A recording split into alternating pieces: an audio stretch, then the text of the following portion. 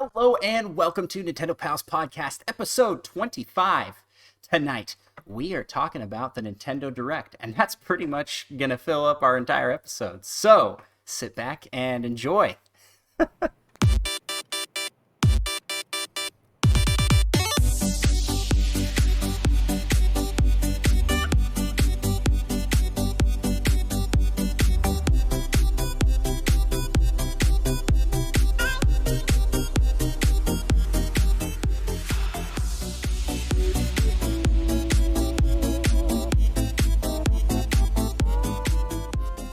Alrighty, I am joined here tonight by my fellow Nintendo pal, Micah. Yep. And we are joined by super special guest, Mr. Sean Capri. I'm so tempted to just say yup because I'm so taken by Micah right now. Dude, I'm so excited to be here, man. It's been a week for Nintendo Land. I haven't talked about Nintendo on a podcast in forever. So thanks for having me on, man. This is special. I really appreciate it. Yeah, we're excited to have you on. For those that don't know Sean, he is joining us from several podcasting ventures, namely Xbox Drive. He also is co-host on Cuppa Joe and Nintendo, and does a sweet podcast called We the Gamercast, where I was a guest at one point. So definitely check that out. That's a lot of fun. Yeah, man. Was that like a year ago? I feel like it's been a long time since we chatted. It's been, like 2020, like who the hell even knows? And like it's been a bit of a time warp, and I think we're still in this wormhole type of thing. I don't know what time is, but I feel like it's actually been a surprisingly long time since we met for the first time. We had sweet hangs on We the Gamercast, man. Yeah, man, that was a blast. That was like when we first started the podcast. So That's right. I'm gonna say like 5 or 6 episodes in. There's your marker. Yeah, absolutely. So it's been a while, but we're glad to have you on here. And what a time, because like we were talking about pre-recording, we need to have you on more often because somehow it triggered a Nintendo Direct to go off. Because we scheduled you before having you on, but way before it was announced. And when I popped in, and I mean, I've seen your hype online. This is going to be a good conversation, I think. It's going to be fun, man. I think we're going to talk about triangles and strategies. And,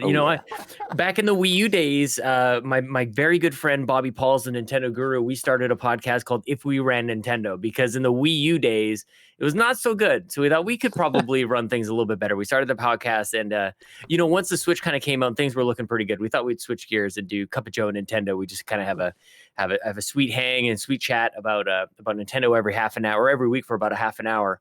And but if we were still doing If We Ran Nintendo, we would have said, yeah, this week would have been a good week for a Direct. So would have nailed it. Yeah. Would have nailed it. Yeah, man. This was a great week for a Direct. And what a great Direct we got. And a great Direct. Yes. But before we jump too far into that, I think I forgot to introduce myself at the top of the show.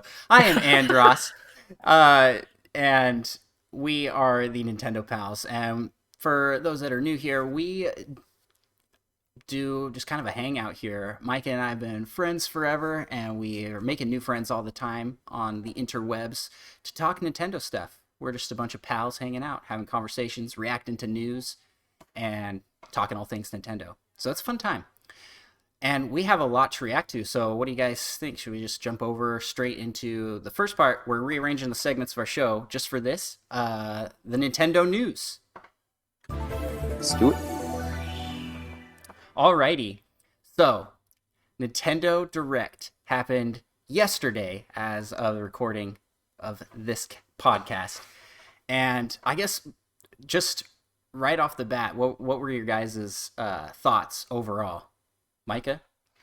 Oh man, well, the sleeper hit, I wasn't expecting Mario Golf. It looked like a blast, to be honest, which I never thought I'd really say about a Mario Golf game. Seriously, why not? I don't know. It's just golf. What more can you really do? But the speed golf where everyone's going at once just looked like it'd be super chaotic and a blast. Yeah, not only that, but we had an like almost an RPG like story mode where you're like boosting your stats. Oh yeah. And they brought back Mii's. They brought back Mii's. It's good. I was so excited for that. For And that Ross is the only aspect. one who's excited about the Mii's. I You've got know. other things going on in that game. Mii's just kind of weird me out a little bit. Waluigi. When was the last time he was a playable character? I mean, in every party game that Nintendo Yeah. does, except for Smash Bros. But we don't talk about that. But yeah, Well, he wasn't in the newest tennis, was he? Yeah, he was. Oh, he was. Oh, Yep. My bad. I guess I don't keep up to date on all things Waluigi. Yeah. Sean, how about you? What were your overall thoughts? Here's the thing, man. I've become a bit of a monster when it comes to consuming content. I listen to my podcast at about 2 times speed. When directs happen, I watch the main feed from Nintendo, and then I also have like 5 streamers going at the same time, and I sort of like bounce in between them. So my perspective might be a little bit warped here. Okay, I might have had a slightly different experience than some other people. Like the way that I experienced the direct, probably different from others. But I recommend this. If you guys should try this sometime, because there's so many different types of Nintendo fans. Micah is the Metroid guy. Andros, I mean, the lone person, me guy. The me exactly, the me guy. Exactly. Thank you. I had a journey into getting into Animal Crossing this year. I don't know if we're gonna end up talking about that. I'm finding my Joy-Cons right now are very somewhat damaged. Anyways, every Nintendo fan is gonna be different, right? We're all gonna have our weird fandoms, and some people get excited by different things. Now, I had about 5 streamers going up at the same time, and I didn't have all the voices happening, but I would mute them one at a time, depending on what game was coming up. So by doing that, I was like, I'd go into one, and I was watching the PSVG crew, and they were exploding about Mario Golf. And then there was like this, whatever the detective thing, I don't even know. There's some other game, and then Joe after work is freaking out about that. Or Joe after work was freaking out about the Smash player that revealed it was Xenoblade Chronicles 2. Like he's freaking out about that. So I got to share the excitement of like at that like top tier, top level, hype level with like all these different streamers. And I think that's how people should experience this thing, man. Like if you don't know what the hell's going on, like jump into a different streamer doing a live reaction and somebody's freaking out about something. So I was just like, I mean, how can you not? It's very contagious. That's almost like going and watching it live at like the Nintendo headquarters. Good point. Good point. It's as close as it can get. Where you're just surrounded by all these different types of people that will be all in on different stuff. That's so I got to do like different screens actually next time. I got to have like, because I have a couple monitors on my desk. I've got a work laptop. I could have my phone, and I could just like turn like who's next, who's gonna do the next thing. Like it was cool, man. I thought it was great, but I am here. Like I heard a couple podcasts say that they didn't really love it, but I think that maybe it's because they didn't watch it like me, and I think they did it wrong, is what I would say. Yeah, I think we ought to just do like a community like coordinated effort. We'll get like a Brady Bunch type screen going. I'm telling you, man. Everybody in one. That would be pretty good.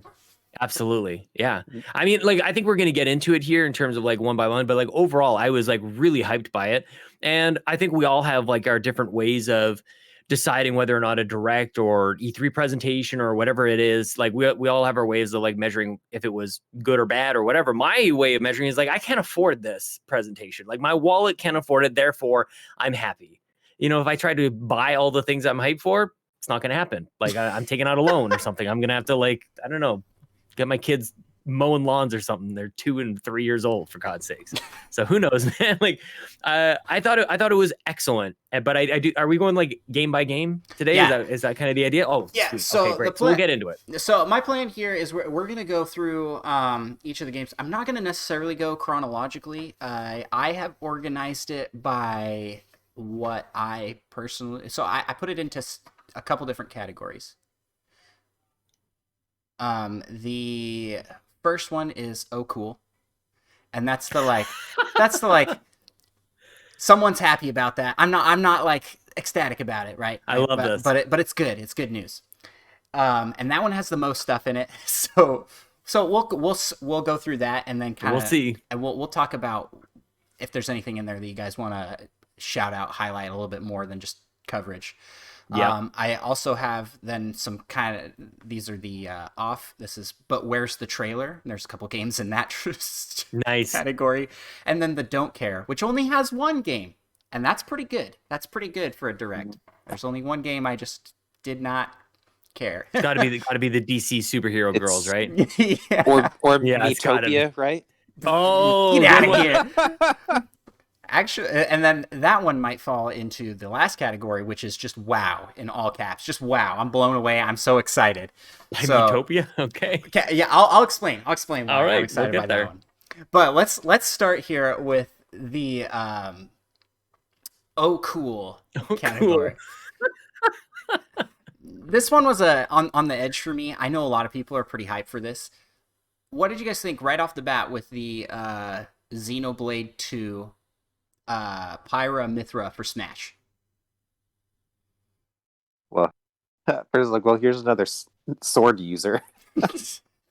Anime sword fighter. Seems like they got quite a few of those. I mean, I haven't played any Xenoblade, so I'm not super pumped for it, but they did bring back that sort of a character swapping mechanic that Zelda, Sheik, and Samus, Zero Suit Samus used to have, so that should be pretty interesting.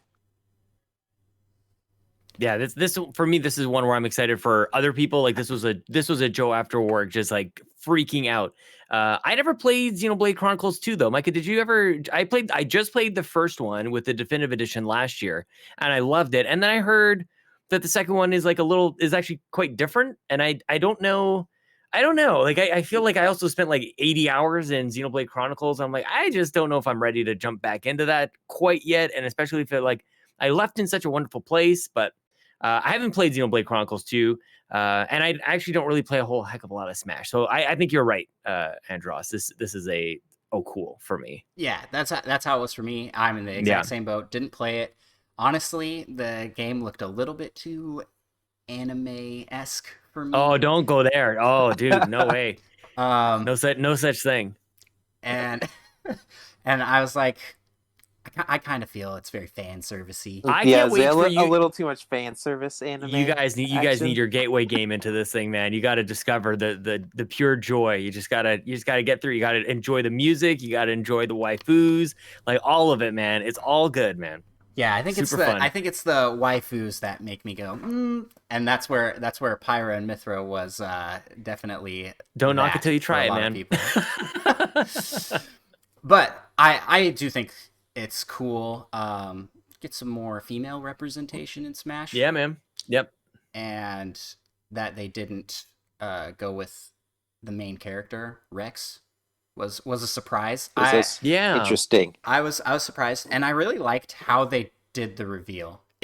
Like when we were watching, Mike and I reacted to it together for a video on our YouTube channel, and we both were like, is this DLC? Like they're doing more DLC for Xenoblade 2? This would be interesting. And then I jokingly was like, hey, what if this is like a Smash reveal? Yeah, they even tell you. Like they do the troll job so well, and they even said we're gonna talk about Smash. And like it was the first thing they showed us. So we should have known, but I love it, man. They're pros at this point. Yeah, Andrew like semi-jokingly called it pretty early, but like right when he said that, I was like, oh man, I definitely believe that. I mean, that's definitely a good way to open up the direct with a Smash character announcement. I like it when they go all out for those reveals, and it's not just a like, oh, here's the character. But more of like a tease and a fake. Dude, they killed Mario. Yeah. Sephiroth killed Mario, dude. Like, yeah, man, they're going all out on these reveals. Yeah. So that's right off the bat, starting strong on this direct. It's an cool for me, but I know a lot of people were hyped for that. Big time. Then we got. Go. You had something. I'm just glad they weren't just like, so yeah, our development on the new Smash character is going nicely, but we don't have anything to show. That would have been a little disappointing. Oh yes. And then Groose could have been in there. Groose, that would have been awesome. No, it's not awesome. Oh my god, you guys. You don't like Groose? Groose is the best. I can't believe. Oh, you're being funny right now, right? Man. You're joking. You're joking with me. The best character arc of the game. I don't know about that, but he is. See, what did I say at the start? There's different Nintendo fans. There's different people who like different things. This is what I'm talking about. Some people, and some of them are just wrong. I Some think people like Groose. he fits the bill. He's got the anime hair. He's got the biggest hair. I can't stand him. Well, um, we'll get back to Groose. We'll get Just back a to little Groose. like little sneak peek. Sneak peek for Sean's opinion on that reveal. Outer Wilds. That is one that I think looks cool. Kind of gives me almost a blend of Majora's Mask and Metroid Prime, where you're like going around planets doing scans, and then it all has like a time loop element to it. So that looks like a good game. Yeah. Yeah, then, kind of like it kind of reminds me of like Abe's World Odyssey. Like there's just a little bit weird. The geometry is a little bit weird. The art style is a little bit weird. And even just like the way that it kind of like it's funny because now the hook is there. It's very public. But when I first played it, I didn't know what the hell was happening. Like it's on Game Pass for Xbox, so I played it there, and I didn't understand what was happening. And then you realize that you're in this like repeating loop that eventually you'll sort of get to the end. But yeah, very very cool. This seems like it should be on Switch. Like there's a lot of games that when they come out, you're like, this isn't on Switch already, right? So this is one of them, I think. So I think people like it. Next on the list, I've got Famicom Detective Club. I have no idea what the hell this is. They've got two of those. They got The Missing Heir and The Girl Who Stands Behind. And sure. I guess these were Japanese exclusive text-based adventure games. They kind of look like a visual novel of sorts. They look interesting. The Missing Heir looked more mystery focused, and then The Girl That Stands Behind definitely seemed a lot scarier. Yeah, it was a pretty different vibe. Yeah, that was interesting. I wasn't expecting. Yep. I don't have much else to say on that one. So let's move to Samurai Warriors 5. More Warriors games. Seems like they're partnering quite a bit with Nintendo, and that'll be coming in the summer. So that's good news. Legend of Mana Enhanced version, June 24th. Very cool. That is pretty cool. Very, very cool. I thought it looked gorgeous as well, man. That's something that there's an audience for that. But you know what the thing is, like for people who like know the Mana series, I think they'll love it. But I think that there's a lot of people who like games like that should try it and then kind of discover all the history with the Mana series.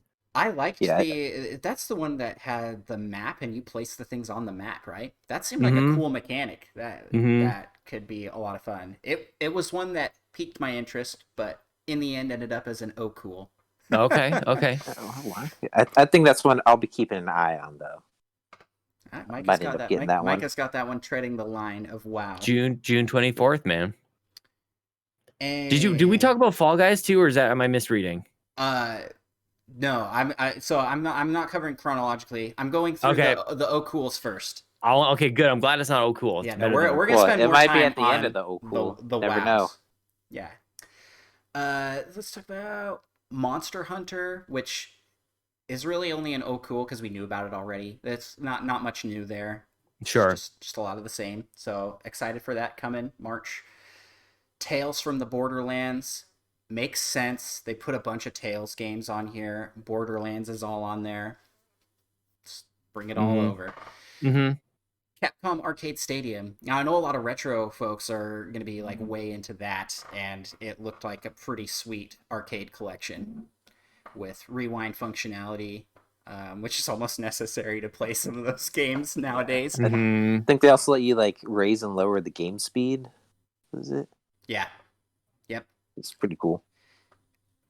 Stubbs the Zombie, and Dan from Retro Logic in our Discord was like that was his like super pumped Project Triangle status game. He was way excited for that to come to Switch. That looked interesting to me. I was like, it's one I'll check out. It looks kind of like that goofy goat simulator type game, you know, where just like weird physics and you're just doing goofy stuff. Yeah. Anything on that one, Micah? You seem to think that one looked interesting. Yeah, well, I don't think I've played a game where I was the zombie. I guess a lot of games where you're shooting zombies, so haven't been as many where you play as the zombie to zombify people. Yeah, and it looks like I might have lost on my list, but we can talk about it here. Plants vs. Zombies. Oh no, it's there. It's right after this one. Plants vs. Zombies seemed like an interesting That's Again, a should have been on no-brainer. Switch the whole time. Should have been on Switch. Like the EA support is long documented at this point, and confuses the heck out of me, man. This should have been there the whole time, and I still can't believe that The Sims is not on Switch. That game Oh, it's a would crime. sell like gangbusters, man. It But would. this is Oh yeah. right. Look at Animal Crossing's success and tell me that Sims would not sell on the Switch. Yeah, I man. mean, like it's just You could even have like the crossover packages too. Like they did like Star Wars with The Sims a little while ago. Like you could have some really, really interesting Nintendo stuff crossed over with The Sims. Like if we ran Nintendo, like that's what we would do, man. Like that would be something exclusive. And it was the same thing with Minecraft as well. Like you had like those Mario packs with Minecraft, this game that was like that existed across all these different platforms. And if you throw something like a little Nintendo in there, and Animal Crossing will get there too, I think it looks cool. I think people want to see that. I think that would be really interesting with The Sims. But maybe we'll get there one at a time. I just hate this notion that like, you know, fans have to prove their support to EA. It's like, how about you just give the good games? You know, like don't give the FIFA game from 2014 on this thing. Get a Sims game on there. This is a good start. I think the audience on Switch will eat this game up. But this is I just hope it's not too little too late. This is like I don't know what the fervor is for Plants vs Zombies these days, but it's a different audience than me, that's for sure. Yeah, and don't release the like Switch version months after the other ones when it doesn't do too well. Dude, when it doesn't do too well, don't say, "Oh, this is why we weren't going to bring it." Well, like, you know, that's interesting though because late. I feel like that still happens every once in a while too. Like, it's not as much of a death sentence to a game now as I feel like it used to be coming out of the Wii U era, where like there was just like this complete disrespect for Nintendo, and now it's like, you know, if it comes out like 6 months afterwards, it doesn't seem like people really care. Like they'll still support some of these games. But you're right, like that is generally what EA would say is like you get an old version of a game and it comes out like a year afterwards when like nobody cares about it anymore, and then they go like, I guess nobody supports this thing. It's like, no, it doesn't really work that way. But I think the Switch's portability has really helped it. It's can help like really set it apart from the other versions. Well, being able to take it and play it on the go. The thing to me is like for EA at this point, like understandable coming out of the Wii U, like first couple years of the Switch, being a little hesitant to trust that your game's going to sell well. But come on, look at it. It's so successful. At this point, it seems like they're just kind of dragging their feet on some of these things. But it's coming. I will give them a little. I will like because I don't like the dogpiling that generally happens with EA, like or really anything. Like as soon as like dogpiling happens, I go like, what else is happening? What are we missing here? But by all of us doing this aggressive attack on company or developer or publisher X. I will say, I think one of the things I've heard from them is like EA would say, you know, look at the top selling games on Nintendo and who publishes them, Nintendo. So like, how do you, like a lot of other games are selling well, but from their perspective, it's like, how do you break through on a system where the games that sell the best are like not actually like, it's not even close. Like games from like Ubisoft or Activision or anything else. Like it's not even really close. It's Nintendo dominates that space. So it's actually hard to penetrate. All that being said, I think Sims would be up there. I think it would absolutely be the one to do it. So the way around that is targeted approaches. Now, if you just pick the right game. Yeah, if you look at things like, okay, what do we have that's like Animal Crossing? Sims makes a lot of sense. Another top seller out there that is not Nintendo first party is Stardew Valley. I'm trying to think what the name of that is. Stardew Valley, and that one shares a lot of similarities to a game like Animal Crossing, where it's very life sim. Like, I hate to put a broad stroke across all those, say they're the same game, but what I'm saying is games like that are selling well. So, targeted approach, and it seems like they're getting there. They are testing the waters. EA has put several different types of games on there. So, No More Heroes 3, kind of mentioned that one. Again, this ended up as an oh cool to me. Same reason as Monster Hunter. We've seen a lot about it. It's kind of been announced. Is this the first time it got a date, though? August 27th? It might be. I think that was the first we got a date, yeah. Yeah, so that's cool. That's cool. Great for those No More Heroes fans. Knockout City. Now, this one looked interesting to me. I hated the trailer. personally. It showed like the video game characters that were like kind of interviewing, and then they were playing this dodgeball game. I And do not remember this one at all. yeah, the trailer was pretty forgettable. The game looked like it could be fun, but the trailer, yeah. Again, I wasn't a big fan of it. But the dodgeball gameplay, where it's kind of like a squads. Oh, it looked dodgeball like game. Fortnite. I thought this was a Fortnite game with all the characters at the start. They had like I think they had a Warcraft character at the start here. It looked like a guy from Team Fortress or something like that. Like, I thought this was Fortnite. Then the actual gameplay doesn't have any unique cool Doesn't characters really like look that. like They look them. kind of generic. Yeah. The idea sounds fun to me. Kind of. I don't know. It's a Kind of lot reminded these... me of Ninjala. Yeah, that's what I was gonna say. Ninjala, in that like more options for battle royale type games, and it's not it's like a squad based one, which looked interesting. I don't even know if I can go cool on this one. I get a little bit pissy, I think, when like we just have so many games starting to like look identical to Fortnite. Like, it's not only like in the way that the trailer revealed itself, but then the gameplay jumps in, and like the color scheme and like the somewhat neon type of thing here. It's sort of like when you go on your phone, go on the app store or whatever, and see what games are there, and everything looks the same there too. You got like every like game icon looks the same. It's all some sort of version of like Clash of Clans or whatever. They all look very, very similar. And I just have like this averse reaction to it. For better or for worse, I may be like missing out on good games because of this like generalization, but it's like games aren't really doing themselves any favors when they look so similar to each other. Like, what are you actually doing to stand out and be unique and grab my attention? Yeah, well, it felt like the trailer was not accurately doing that to me, and that's what kind of was like to me. Yeah, But the yeah. gameplay actually didn't look bad, so that's where I like the concept seems cool. So we'll see where they go with that. It's coming out very soon too, I think, right? There's a beta? There's a closed beta coming out. Yeah, coming soon. May 21st, I think. Yeah, and it was a EA Originals, as I'm looking it up here too, which I love that initiative from EA, that they sort of like invest in some of these smaller studios to come up with cool and interesting ideas. They did that game with Joseph Fares before, No Way Out, and they supported, I think it was Zoink Games a while back. With, I think it was that Fade? Was that under EA Originals as well? There's a couple. So I like when they do that. Yeah. Moving right along, let's talk about World's End Club. That one was the one, Micah, that pulled the fake, like, oh, we're gonna play a little game. It kind of looked like what's that horror movie that does that? The game Saw? Yeah, Is that what you're going for? Yeah. Where they're like, you're gonna play a game and only one much can less survive. horrifying. It did look less horrifying than that, but it did, like, it was insinuated what it was. And then the game ended. They're like, oh, just kidding, that's not happening. And they come out and it's the end of the world.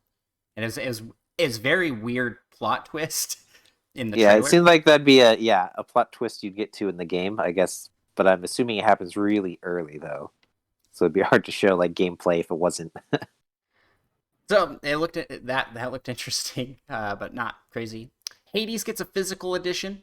Yeah, that's a cool thing.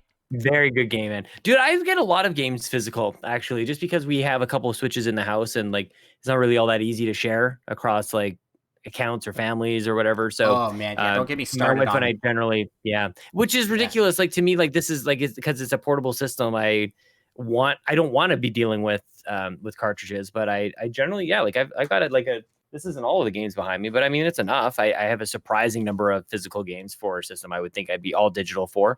But Hades is great. Hades is legitimately a very, very good game. So, and the good news thing here that I get excited about is just like, obviously it's done well enough to require or to prompt some sort of like next level of release. So yeah, I think the more people who have a chance, I think there's a lot of people like me who have a surprising, I don't know, attachment or commitment to buying physical, even on Switch. So yeah, I think this is just a good sign for Hades, which is a really good game.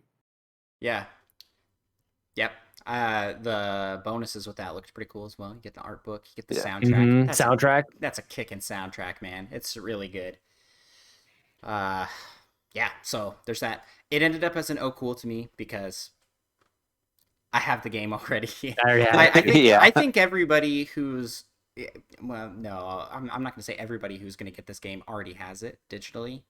I feel like this game was so blown up and hyped that most people already have this game in digital, and it was on sale. Most people have heard about it at least. Yeah. So Ninja Gaiden Master Collection coming. I am not a huge Ninja Gaiden person. Played the first one on the NES, and that's cool. I'm glad to see it coming. It's cool for someone. Ryan Turford, my co-host, loves the Ninja Gaiden games. There you go. Very excited. Yeah, absolutely, man. Hard games. Yes. Yeah. Bravely Default 2. Again, it's not that I'm not excited for these. This is an oh cool because it has been just it's been announced, they've gone over stuff, they've done in-depth trailers. They even had an extra trailer you could go watch after the direct was over. So they have a good demo for that as well. I don't know if it's still available to download, but Bravely Default 2 had a good demo a while back. I believe it's still available. I have not yet gotten a chance to try it, but we'll get to some demos that I did. A demo I did try. I think we're gonna have a good conversation in this triangle of squares on our screen here. Yes, but Ghost and Goblins Resurrection, another oh cool. Not one I'm super interested in picking up. No, I'm not interested at all. Sorry. It's cool to see it coming back, and I think it's a cool deal that Capcom I resurrected a series. Wow. And it fits really well with how this direct kind of came out of nowhere from the dead kind of deal. It's been almost 2 years. So you guys realize like how long it's been? When we were watching, I had my son there, and I was like, last time we watched a direct, you were like 2 years old. What do you mean? 2 years? Well, we had like indie directs and spotlights, I guess. Is that what you're saying? Yeah, for a mainline, like a big direct presentation. September 2019. Oh my God. I think. Yeah, it's been a long time. So, back from the dead. That's depressing. The Nintendo Direct Resurrection. And then the last couple to talk about here is the Saga Frontier Remastered. And again, that's pretty cool. And Apex Legends. So yeah. That one I'm putting on the end here because I am excited to try this one out, but a little bummed that it's coming like mid-season instead of coming out. Instead of the start of the Apex season, is that what you mean? Yeah, because the season started last week. Yeah, a week or two ago. But I mean, that's okay. It's okay. It's coming when it's coming. It's just it seemed like it was going to be coming. A free game. Yeah, it's hard to remember that Apex is a free game. Like it's as free as Fortnite. It's as free as anything else, and it's like, but it seems so quality. Like I am just really curious on how this one is going to run. It's something that like it's games like this that make us go, we'll put anything on Switch, right? Like this isn't a game when the Switch came out, these are not games that you expected to be on there. And there's certain ones that are now on Switch. You're just like, what the crap is in this thing? You know, like how is this possible? I believe it's Panic Button doing this port. Of course. That's good hands right there. Panic Button's port of Rocket League. Yeah, they've been killing it with their ports. Fantastic. Yeah.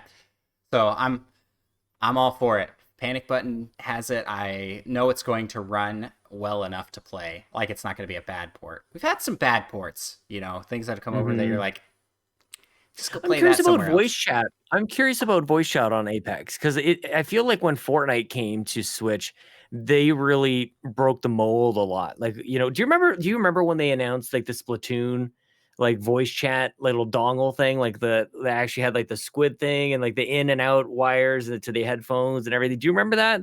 Like where it's just like you had to go into your phone. Was that on Wii U or is that? You're talking no, about it was for Switch. It was for Switch app. Yeah, and they had the Switch app. And the way that you had to get like the voice was going through your phone, but the game audio was coming in through the Switch, and they would have to combine the two. This is a real device. This was a real dude. I remember when this diagram came out, like Nintendo. just I know you're cool and you're different, but it's just like it'd be all right if you stole somebody else's homework on this one. Okay, You could be a It's little been less different about It'd this. be a little less different. Yes, exactly. Fortnite does voice chat the best on Switch, But they which is do, kind of absolutely. which is hilarious. Mhm. It's like Micah and I say we with Divinity 2 and the friend Game invite feature that's built into the Switch system Right.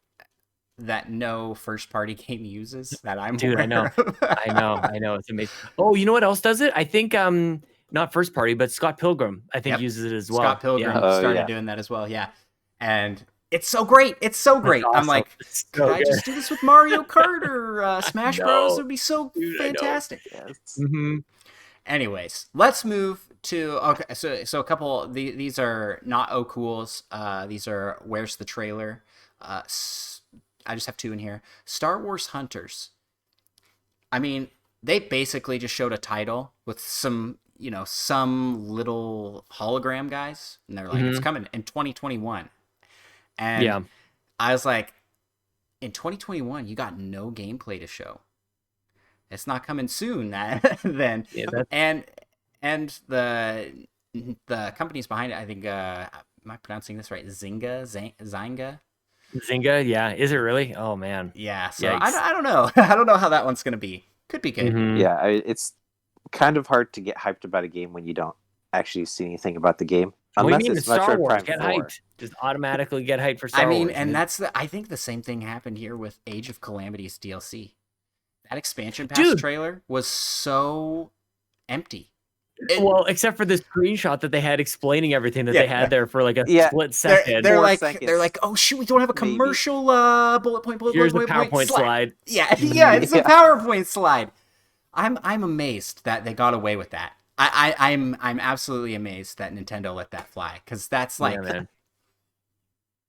it was bad. Yeah. I'm excited for the stuff coming. I think it's cool. It looked like cool stuff, but hard to get excited about it when it's just a list of bullet points.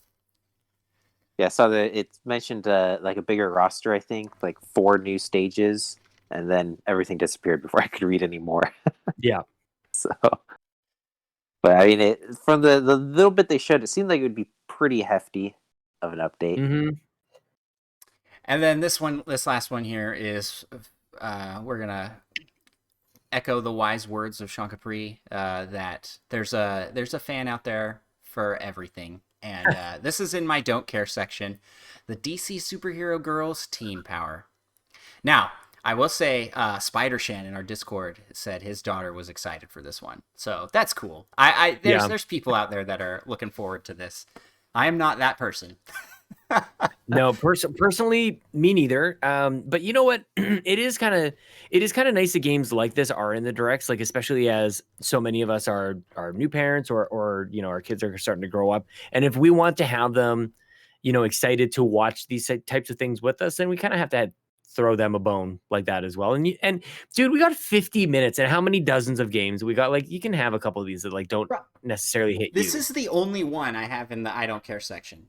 Yeah, it stuck out. That's incredible, as honestly, for a direct. I agree. Only to be like one thing that I'm like, that was just garbage. Why did they put that in here? And that's cool. And for one man's trash is another man's treasure. So someone really was hyped for that. I guess so. I can't wait to meet the person. So let's talk about the big announcements. So these are the wows to me, and I think for you guys as well, seeing as Sean's already been like, well, where's the Fall Guys? So let's start with Fall Guys. Man, okay, I hate to be Debbie Downer, but summer, why is it taking so long? This game was like super hype last summer, and they're like, a year later it's coming to the console where it makes the most sense. My opinion. It's a business deal, man. It screams business deal. 1 year is like, it seems like it's a standard contract that is signed for some form of exclusivity. So it'll be like whatever the release date was in 2020, it'll be that plus a day in 2021. That's when we're getting it. And Xbox announced the very next day, just today as we're recording this, that it's also coming to Xbox as well. So this was a Sony locked this down. It had nothing to, at least as far as I know, like it's not like it had anything to do with like how are they going to ever get it over onto Switch. It's the thing that was missing though from like I'm hyped about it because dude, I know Fall Guys came out and then Among Us came out and everybody, or not came out, but came to prominence big time over the summer, and I feel like it kind of like took a lot of the legs out from Fall Guys, and there's a lot of arguments in terms of why Fall Guys fell a little bit. Yeah, I'm not really proud of that one. To be honest. I'm not really proud of that one. It sort of happened that way. But the thing that was missing from me on this is it's got to have cross progression. This is not a unique perspective or a brand new idea. I don't think it would have been mind blowing. Like that would have taken this from like awesome. Like this game should be on Switch, as you said. This is very much a Switch game, and also like where you don't really think about like multiplayer games on Switch. You're starting to think about like you can have a lot of really amazing multiplayer experiences on a Nintendo platform. And Splatoon, obviously, we'll get to that, but like Fortnite is on there, Apex is now on there, and Fall Guys, like all these games where you can play with dozens, if not hundreds, of other people. Very, very cool. But I want crossplay, man. I want crossplay on this. I want to be able to have like when this thing comes out on Switch, I want to be able to play with my friends on PlayStation. I want to be able to play with my friends on Xbox. I don't know who gets that announcement. I don't know if that's like if that loops back to PlayStation's reveal. Like I don't know because like that's kind of where this game started. But that's that would have taken this from like a wow to a holy crap. Like this is what we've all been wanting, and I think it's still coming, but I just don't know if like when that announcement is coming. I agree with you. I think cross-platform play is like vital for a game like Fall Guys. Yeah. I also am just realizing Spelunky 2 is probably in the same kind of deal because it's also coming in the summer and also came out last year. So it's probably 1 year. These Sony exclusives, man. Yeah, it's not cool if Rise of the Tomb Raider does it on Xbox, but everything else is fine. Whatever. Yeah. It's not bitter. Yeah. The thing is, I feel like these games get rejuvenated on Switch a little bit. Absolutely, dude. Remember, like Fortnite. I'm not saying that like Fortnite was like going down before it came to Switch, but like it came to Switch and it just really, really exploded. So you're absolutely right. I think Rocket League is another great example of that. I think Rocket League is one of my favorite games of the last generation. And yeah, this game is just wild. It's just so weird, and I think it's super fun it's the classic like one more try. Like we'll see how far we get this time. And it's just weird. I love the waddle, the character. Like I love the little waddle. I had a fat friend who kind of waddled like that a little bit. So it's just fun to play. I like that between that and like Among Us, like the two most popular games last year were basically starring beans. Like these little exactly. Like, yes. Seems to be the way to go with your characters if you want a popular online multiplayer. Yeah, man, so Fall Guys, I'm hoping for some Nintendo content with that. Some Nintendo costumes would be cool. Again, missing a little bit from the announcement. Would have been amazing to see something a little bit more. But I mean, at this point, they can just go like Fall Guys Switch. You're gonna buy it. Yeah. You know? yeah. That's all you need to say. So then next on our wows, and this is probably the highlight for me of the direct, like Micah mentioned as well. Maybe besides one other announcement, Mario Golf. Yes, dude. Mario Golf looks so good. I'm so excited for this game. What's your history with Mario Golf? Like, did you play on 3DS? Like, I've not played any Mario Golf games. Nope. Cancel work, man. Cancel your plans, you guys. Oh my gosh, we're getting tournaments set up and everything. We're all playing together. The thing about golf games that is great, especially if they have any sort of like multiplayers, you can play together, but you don't have to play at the exact same time. Which I think as we all get a little bit older, that becomes a little bit more of a challenge to go like, okay, guys, Tuesday night at 9:00. It's like, dude, like, what did it take for us to even just podcast tonight? It's like, I think I made you reschedule like 6 times, man. So it's hard to do. It's hard to get everybody in the same place at the same time. But like Mario Golf is magical, dude. It's this like golf games are great no matter what, but you know, it has the magic of Mario. It's very accessible, but it can have that. It's the same thing that Mario games do in general. And I don't know if you guys are playing 3D World right now, but like, oh yeah, we're gonna talk about that. We're gonna talk about that for sure. You can just play like the easy mode and just kind of have this like kind of arcadey fun, but there's definitely a way to like step it up and experience the mastery level of Mario games and Mario Golf games. This is a day one purchase for me, man. I am so stoked since the Switch has come out. It's like, give us our golf game. Now the only thing that I'm waiting for is Strikers. Give me Super Mario Yes. Strikers, and I will be. That's it. Yes. Yep. I can just die at that point. I'll be happy. That's good. Yeah, I'm hopeful for that as well. Those are the top 2 sports games. Like they gave us tennis, and it's like cool. Some people might like that, but for me, it's golf, and for me, it's Strikers.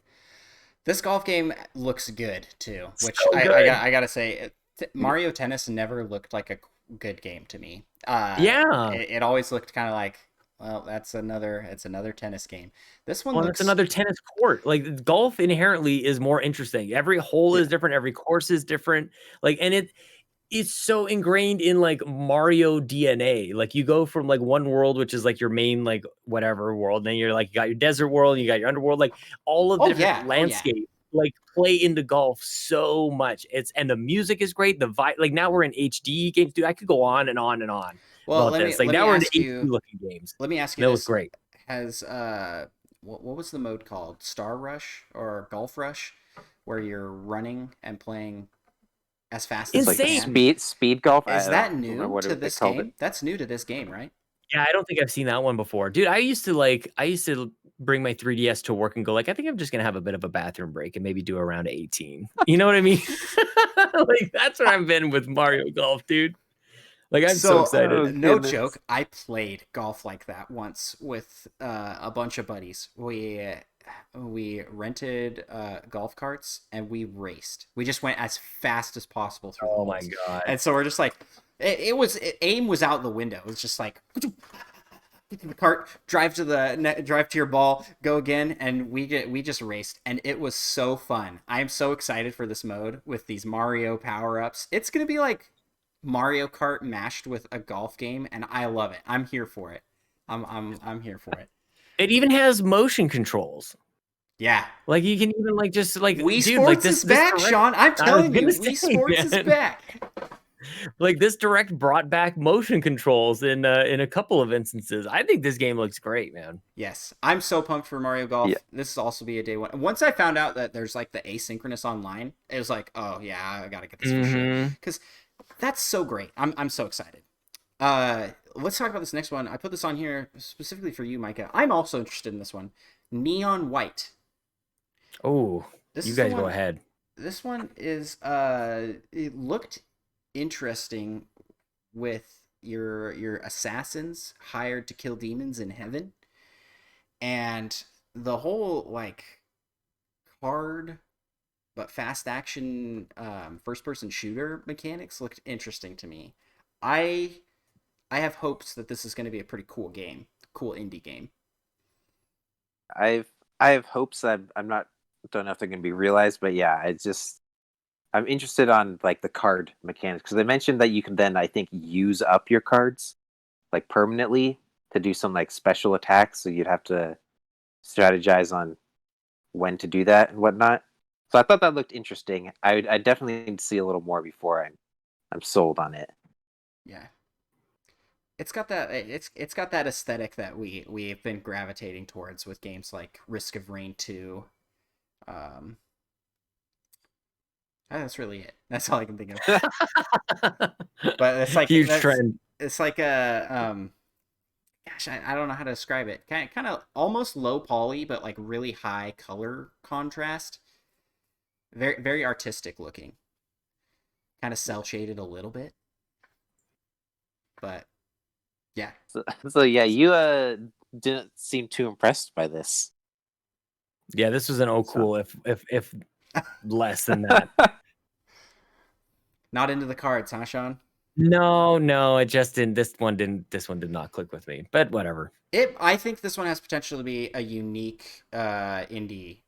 I will say I've been surprised. I've been listening to a couple podcasts over like a couple emergency podcasts kind of went up, and I've been surprised at how many people were like, I kind of dig this. Like, I think my good friend Alex Van Aken, who's now over at Game Informer, he tweeted out that he's like, this game looks cool. I'm like, who knew? I thought this game like didn't look appealing to me at all. So I didn't know what redeeming qualities it had, but some people kind of are digging it. Nintendo Shack, there's a couple people over on Nintendo Shack who are liking it. So yeah, it's we actually we have Garrett's coming on the show next week. Oh, maybe I should Very tease cool. that because I usually put out a teaser beforehand. Well, if you listen now to he it, has to come. Otherwise, he can't. I'm excited for that. Yeah, we're gonna be talking RPGs with Garrett, which is gonna be fun. Which I guess, speaking of RPGs, Miitopia. Now, Sean already bashed this one at the beginning. Micah, what did you think of Miitopia?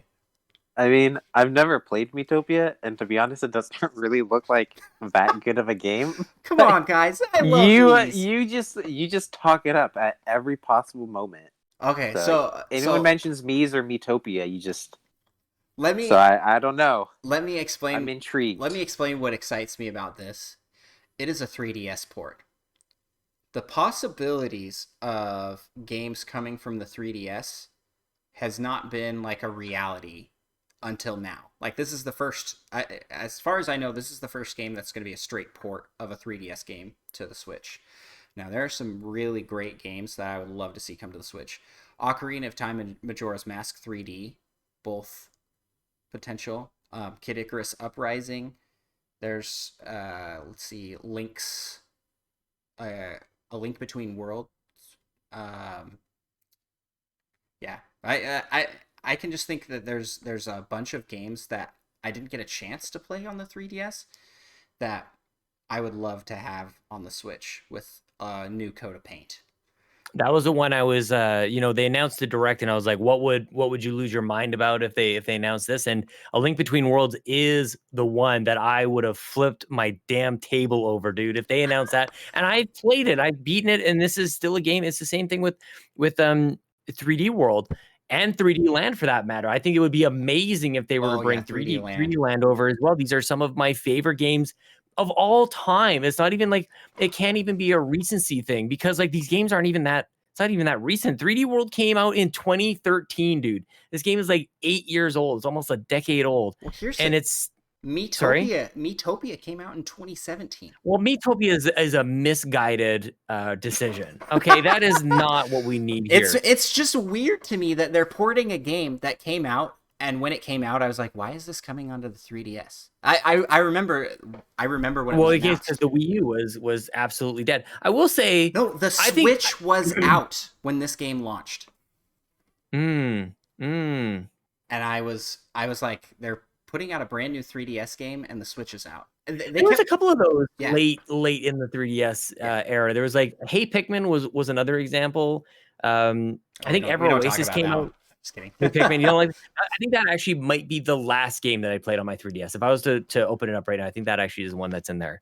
Nice. Yeah, but nobody knew, like, we didn't know the Switch was going to be as successful as it was. And at the time, 3DS was like way outperforming the Switch. So you had to make that decision at some point, like, where are you going to put your games? And I don't fault them. But yeah, it does seem weird now. It's hard to remember like how poorly Nintendo was positioned back in whatever it was, 2016, 2015. It was dark days for Nintendo fans, man. Who started a Nintendo podcast in 2015?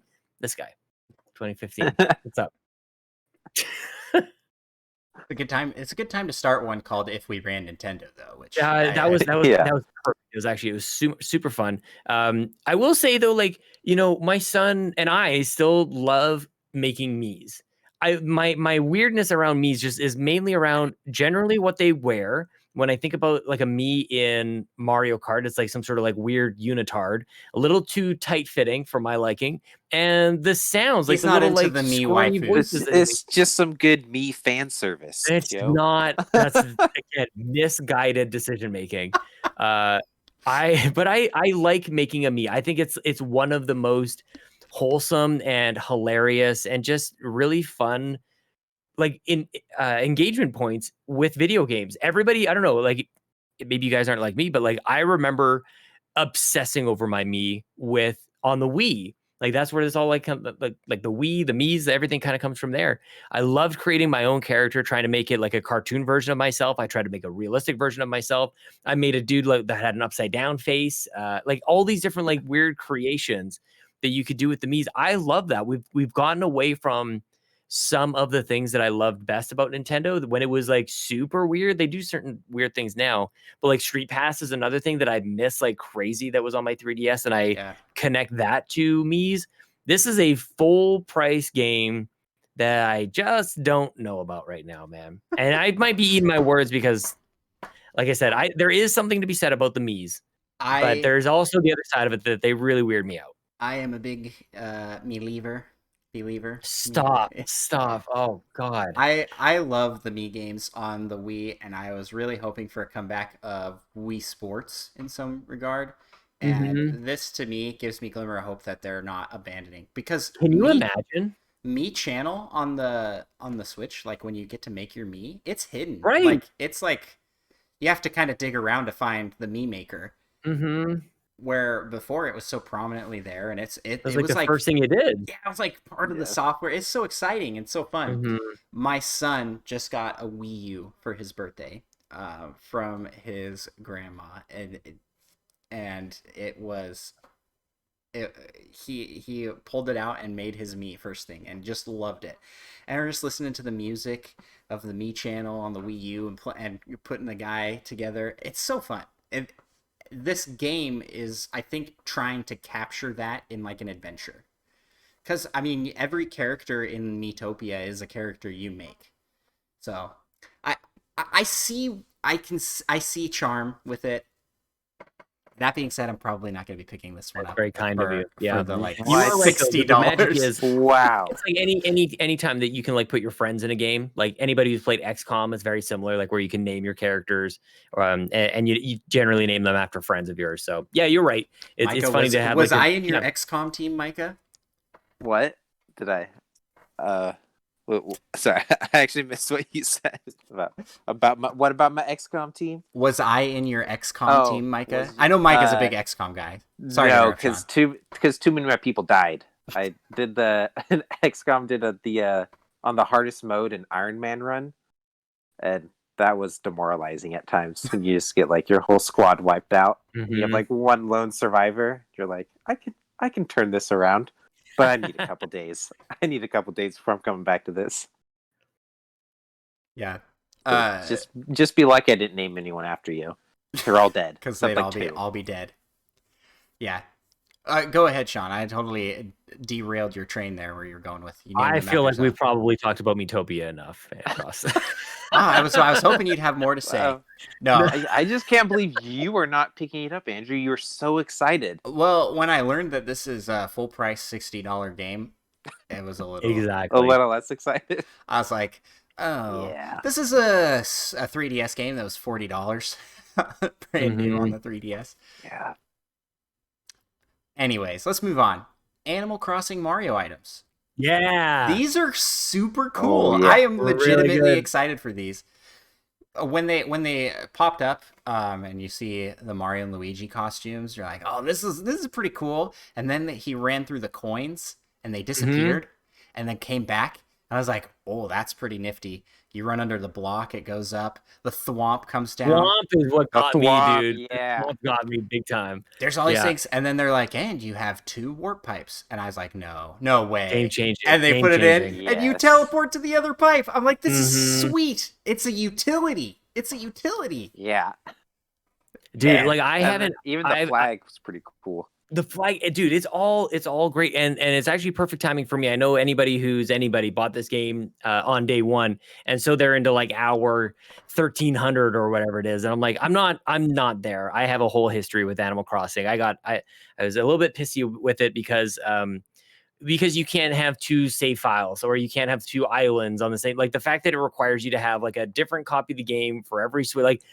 That kind of crap drives me bonkers. And then to see this game sell 30 million copies, it's just like you're letting Nintendo do whatever the hell they want, and it drives me crazy. With that said, I did an Extra Life stream, and I had a goal that if I reached just whatever, I think I did if I hit $1,000, that I would buy Animal Crossing and do some Animal Crossing streams. So a lot of people who were watching me were big fans of Animal Crossing. So I ended up having to buy what actually was a second copy of Animal Crossing because my wife bought Animal Crossing on day one, and we can't share the damn cartridge because that's how this stupid game works. Anyway, turns out I really like this game. And I knew that I would because I played New Leaf. We have multiple copies of New Leaf on 3DS. I like Animal Crossing. My problem with it was all that other stuff. Now, my island isn't like as curated and customized as everybody else's. Yeah, I haven't I'm right even there got, with you. I don't even have terraforming at this point. I'm still like busting out my ladder because I don't have any. I've got one incline and a couple of bridges, The and good I'm old days, feeling man. pretty good about it, man. So, yeah, the pipes totally going to change the game. I think the way this looks is like now I start thinking about I've really struggled with like what's the feng shui of my island? Like I don't think like that. You give me Mario, it's like yeah, I will Mario the crap out of my island, and it's like a little like the new like the Super Mario or Super Nintendo world in Japan. Like I'll turn my island into that, and I'm stoked about it, dude. Now, did this cost? Do you guys remember? Does this cost bells, miles? What does this cost? Like, I don't know. I was too busy I have screaming. no idea. I really hope it's bells because I got I a think lot of some of those. them are bells at least in I'm one of the hopeful for shops. I that. could be wrong. Yeah. So start working those turnip markets, people. It's So you funny because get they could charge money. dollars for this. They Like they could. could legit like charge. This could be DLC. This could be something that you actually buy and people would buy it. I'm shocked at the I guess maybe like their monetization model is the fact that you have to buy a second copy and a second switch of the game rather than throwing a whole bunch of DLC at you. But I know a lot of people who legitimately buy multiple switches and multiple copies of the game because they have put so many hours into their main island. They've got a second island that they want to play, and they have no problem shelling out the cash like that instead of just like what like normal games do, which is allow you to have like a second save copy. I'm sorry, I get very heated about this. Like, get a little upset You're about in it. here chopping down trees, and you're like, I hate Crazy this, feels but about I this love thing. it. Holy shit. Sorry, The biggest love-hate relationship you of are the not year kidding, man. is Sean and Animal Crossing. Animal Crossing. It's it's about as well known as my newfound love for a triangle game. Yeah, let's move out of a love-hate and into just straight love for Yeah. Project Triangle Strategy. Okay, so Sean, you probably haven't seen the reaction video Mike and I did, but this game made me laugh out loud when it The revealed. title. So the title, I was like, what? Because I don't think the first time it said like a working title or something like that. That just said Project Triangle Strategy, and I was like, that's even if it is the working title, this could be like Octopath. What they did is they're like Project Octopath Traveler, and you're like, Yeah. that's kind of a dumb name, but by the end, it grew on you, and that's what they named the game. Doesn't that what happened with This is good. Untitled Goose Game? Yeah, yeah. This is what they're putting it out, and they're like, if we say working title, and then it will grow on you, and you'll just it won't matter. You're not wrong about that. But what made me laugh was in the trailer, they're like, you've got like the intense voice. They're like, a crazy war has been fought over materials of salt and iron, resulting in what became known as the Salt Iron War. It's so literal. I'm like, oh man. It caught me so off guard that I just started busting up laughing. And then they had these like goofy sound clips playing. But all that aside, Yeah, man. this is a good game. This is a good game. Have you both tried? I'm assuming you both tried the demo. Yeah, I did just last did night. the first bridge fight. Yeah, and it took you about an hour to get through that. Like, there's a Oh, good yeah. half an hour of setup, and also the demo, from what I can tell, is partway through the game. Like, this is not the Yeah. beginning of the game. It seems like I don't know if it was like chapter 5 Yeah, or 9 or whatever it was. I think it mentioned somewhere that it was like halfway through, and they're like, you probably won't know what's going on, but just try. But you and push remember, like through it. people are like there's spoilers, man. Like, if you get attached to some of these characters, they're not making it past this point, dude. Like, they're just Yeah. getting slaughtered, thrown off bridges or whatever. Yeah, man. It's this game. It's a good thing that the setup I think is pretty basic, right? Like, there's 3 factions and there's like the salt iron, like all the things you kind of talk about, like very very straightforward. But then you jump into the demo and it's like, okay, I hope you're paying attention because there's 47 characters that you're gonna have to know, and all of the various relationships they have. Like this is this person's dad, and this is this person's cousin, and this person's engaged to this person, and this guy's a bodyguard of this prince of this other person who's in this kingdom of blah blah blah. And it's like, holy crap, this game is gonna take me 6,000 years to finish, but it's in the style of Project or Octopath Traveler, which, you know, I feel like my brain kind of melds that with Bravely Default a little bit, but only because both the games are gorgeous. Like we talk about games that shouldn't be on Switch in terms of like graphical fidelity, like and frame rate, like Apex and Doom. I think Doom runs really well on Switch. This is one that isn't necessarily like, you know, you wouldn't typically need like a PC or an Xbox to run, but it looks gorgeous. Like this art style is like peak art style to me. And so that's a huge takeaway. I love the tactics element of this. I didn't really get into Fire Emblem, the last Fire Emblem, as much as I would have liked. I got into the previous Fire Emblem games a little bit more. And it's been a while since I've been playing a tactics game like this. And I am into it, man. I am totally into it. The story, I don't know how much I'm going to follow it. I don't really understand what's going on because I'm kind of a dum-dum, but I got a really good sense from that bridge battle, which like for me took a long time. But I like the variety of the characters and their attacks, and like it all made sense to me. There's one mechanic that I just fell in love with instantly, which I don't know if it's uncommon in these types of games, but I just seem to like it a lot, where you essentially surround an enemy on opposing sides of them, and you knock him with one character, and if he falls back into the character on the other side, he'll hit him too, and you can kind of get this kind of ricochet kind of thing happening, and you really start to tip the battle in your favor. And for me, again, I'm a big dum-dum when it comes to tactics games. You're going to talk to Garrett. He's a big smart when it comes to these types of games. But if I can feel like a smart instead of a dum-dum, then that's an easy win for me with the tactics game. You're higher up, you're going to do more damage. You hit somebody against one of your own other characters, you're going to do some damage. And I felt good with it, man. I get excited about some of these things, and I kind of ramble on for a bit, but I feel good about this one.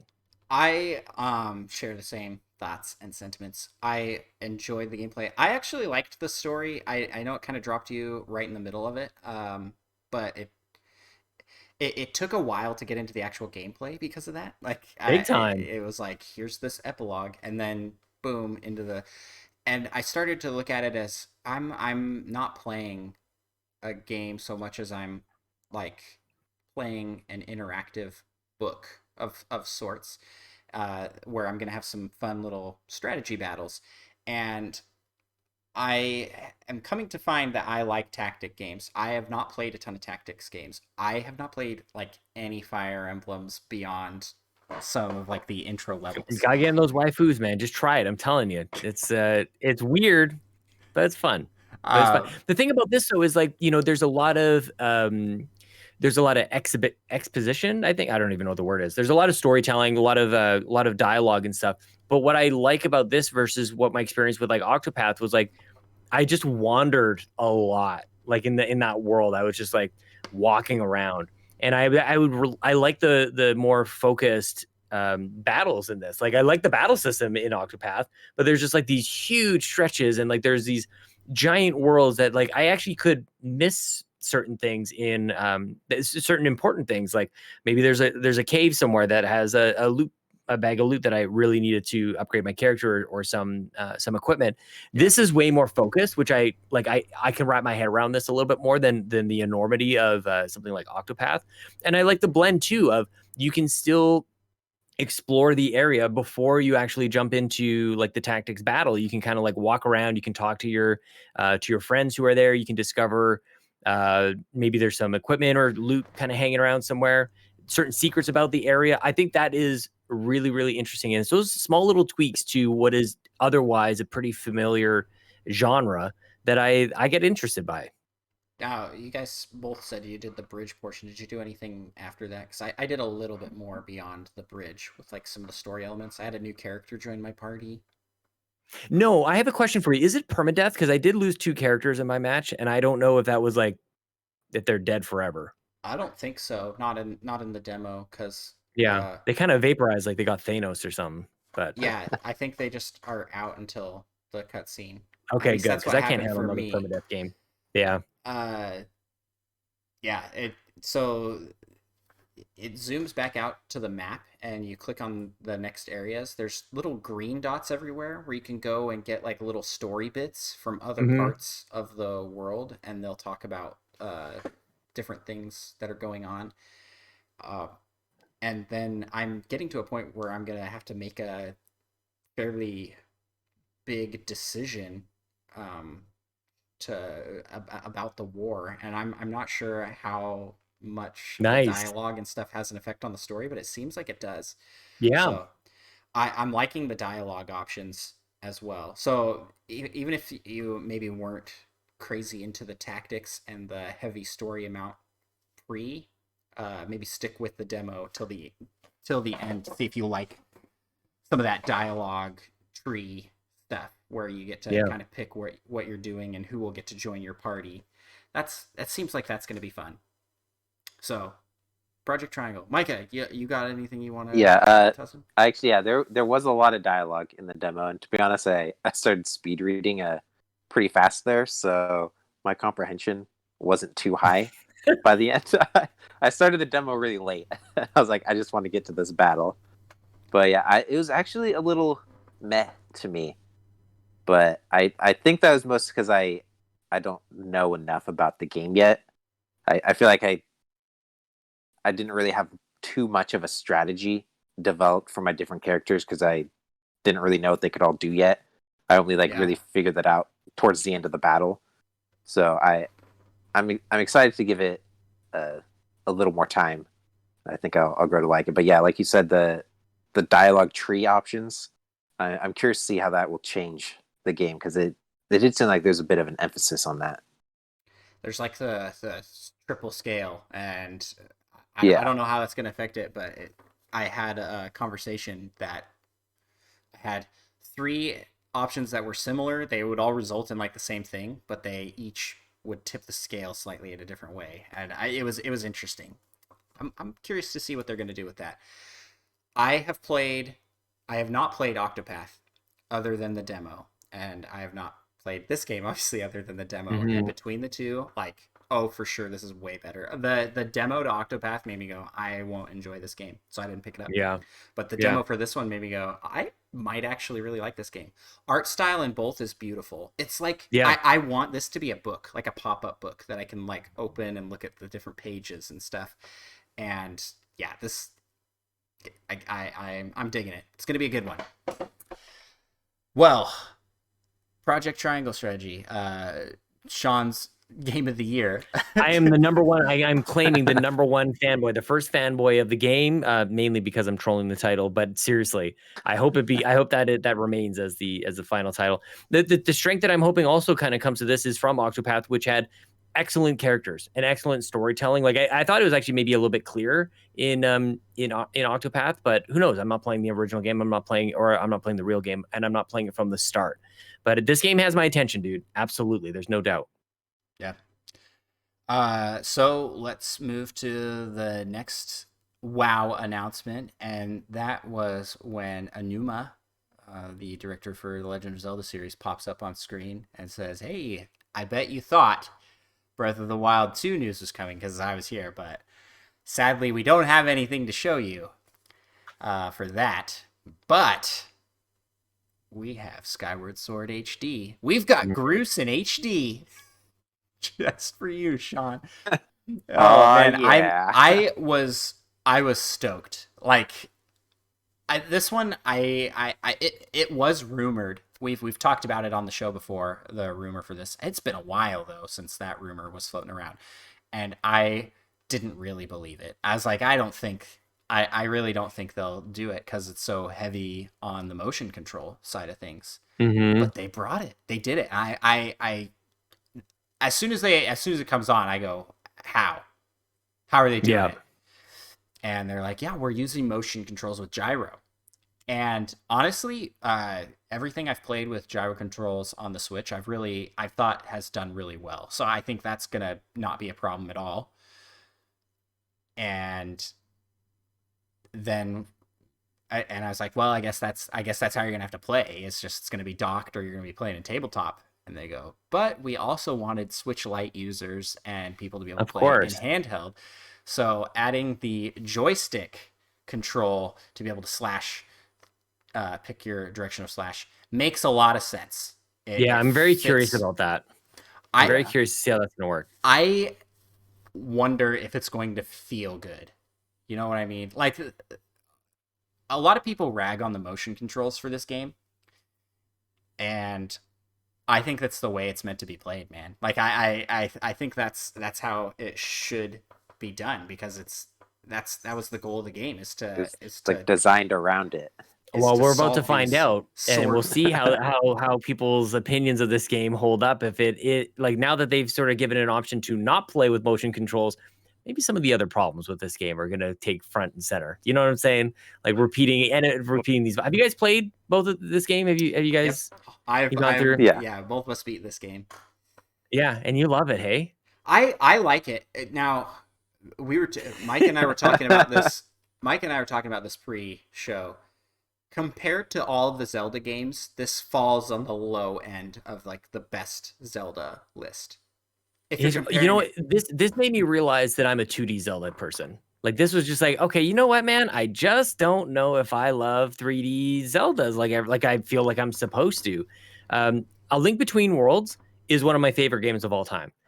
Skyward Sword, if they cut it in half, I think would be excellent. Like, for me, it wasn't the motion controls. I feel like when the Wii first came out and the promise of like you swing your Wii remote and Link will swing his sword in Twilight Princess, I'm like, I am here for that. Like, that's what I want. Like, I've been dreaming about that since I was like 5 years old, man. Like, I want to. We do that anyways. So now it's cool that it's actually working in the game. I don't think that was necessarily the issue. I think that there's a lot of meandering. There's a lot of stuff that there's a lot of fluff in this game. I hate Groose. Like, I'll use straight up the strong H hate this character. I think he's absolutely ridiculous. I'm gonna get through a couple of my complaints before I get to some of the things that I love, because it's not like this is all bad. I would like to see, maybe when they do these HD remakes, I would like to see them do just a little bit better on the visuals. Like it looks better, but it's not like, holy crap, look at this game. I mean, you know, it doesn't look any better than I remember it. Maybe I'm remembering it better than it was. Yeah, no, I don't think it does. I think you're right about that. Now, I think this is the other thing that I don't like is the dousing. Like, you're kind of searching around and you're kind of like looking and you're trying to like locate some sort of thing. Kind of something that drives me a little bit bonkers. And if the motion controls don't work, like, you have that little beetle thing that you flew around, you kind of like were able to steer it. And if there are certain points where you had to be pretty precise with it and it didn't work, those kind of things drive me crazy. Now, did I mention that I don't like Groose? I don't like Groose. This is the best Zelda character, the character of Zelda. This is as good as it gets. And the interaction between Zelda and Link is the best that it gets in any Zelda game. So it's like, I'm so conflicted because that is such a core part. Like, the heart there is there. I would love to see and maybe learn more too, if they did anything to make flying through like the sky a little bit more interesting, or maybe even faster as well. Because they basically have like this version of N64s, like Ocarina of Time, or like Ocarina's Hyrule Field, which when you played it for the first time, you're like, I can't believe I'm here. This is amazing. It's real life. And you kind of play it years later, and it's kind of like, it's a big empty field. Like, it's just, there's not really anything here. And I always felt like you had that with Skyward Sword in the sky, but like, how do you make a sky any more interesting than the sky? It's open air. Like, I didn't love flying around there, even though I feel like I should, because were they called the sky lofts? I think the things that you like, kind of like the dragons from Avatar that you drive around. I think those are super cool as well. Like, I'm very torn on this game. So I play up the whole hate, except for the hate with Groose. That's very real. But I'm going to be very curious to see what people's reaction is when they play this game either again. Maybe they'll remember, or maybe some people who are going to be new. Alnuma did make sure to mention, like, hey, if y'all like Breath of the Wild, and we know that a couple million of you did, here's some things that you know from Breath of the Wild that actually started with Skyward Sword. And I thought that was very, very interesting. A good and I think strategic callback to go, like, there's something to this. You should, if you're not appreciating Skyward Sword, you should, because of these, whatever it was, 5 reasons I think he pointed to. Yep. I agree with that. He talked about the parasail, stamina, Stamina. and collecting things to Upgrading upgrade your weapons. weapons. Yep. Which that was the first game that did that. I forgot about that, where you upgrade your shield and your sword. It's the story for this game is probably top tier for Zelda games, where it's just got such memorable characters.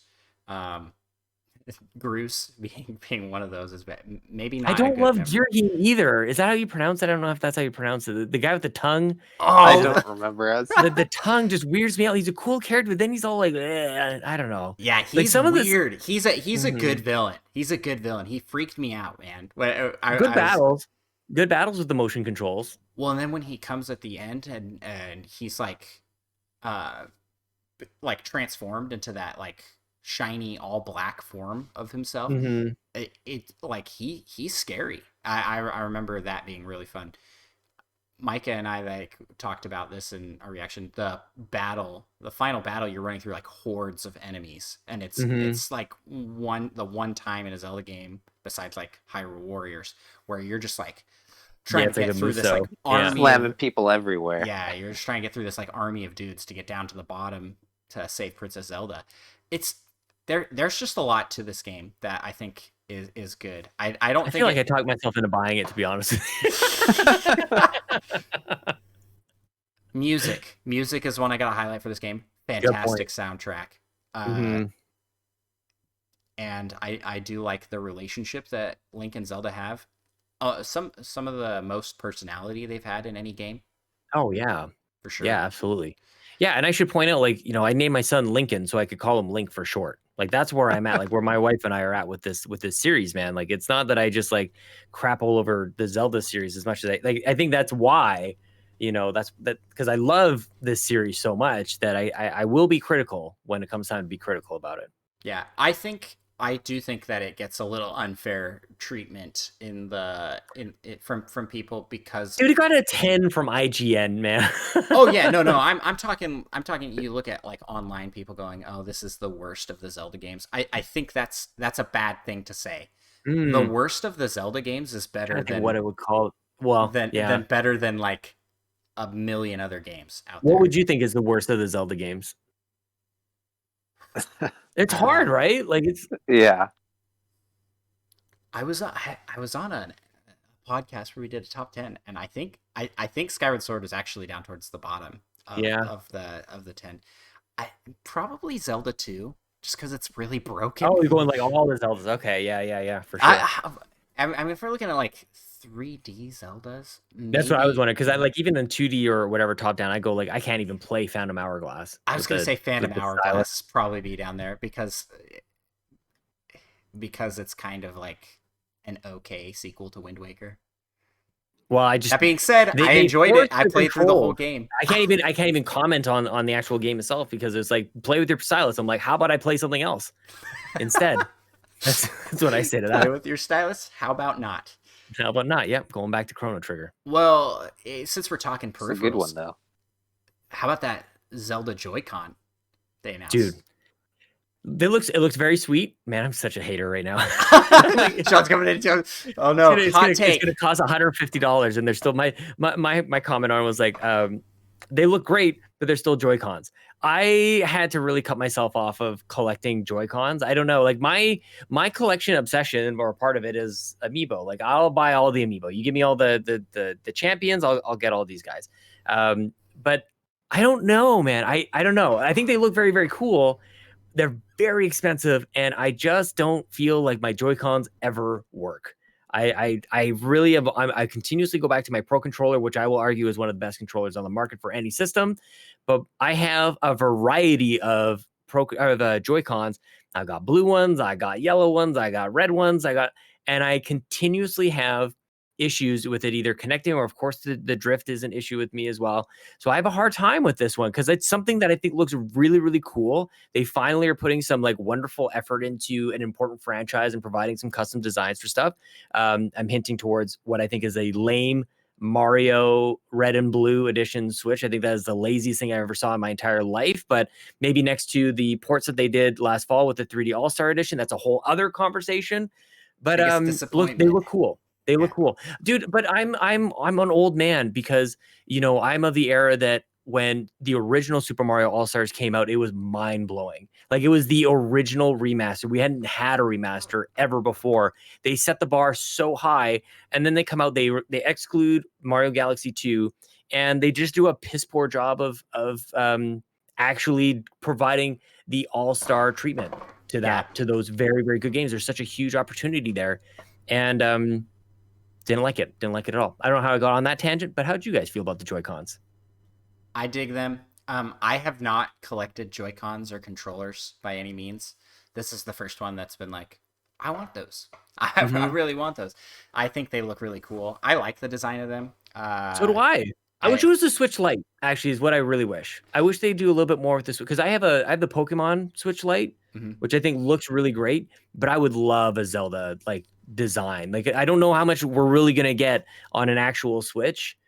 I maybe wonder. the Monster Hunter one. Yeah, that's another is the best thing. one. I'm like, is this it? Is this it? Gonna be it for the Zelda stuff? Because they made a Monster Hunter Switch. They made a Fortnite Switch. They're not gonna make a Zelda designed Switch. But that Monster Hunter Pro controller is probably the coolest Pro controller I've seen. Yeah. Oh, I love this. Zelda. We have the Splatoon one. Controller. We have the Splatoon Pro controller, which I love, with the pink and green handles. Yeah, that's pretty dope.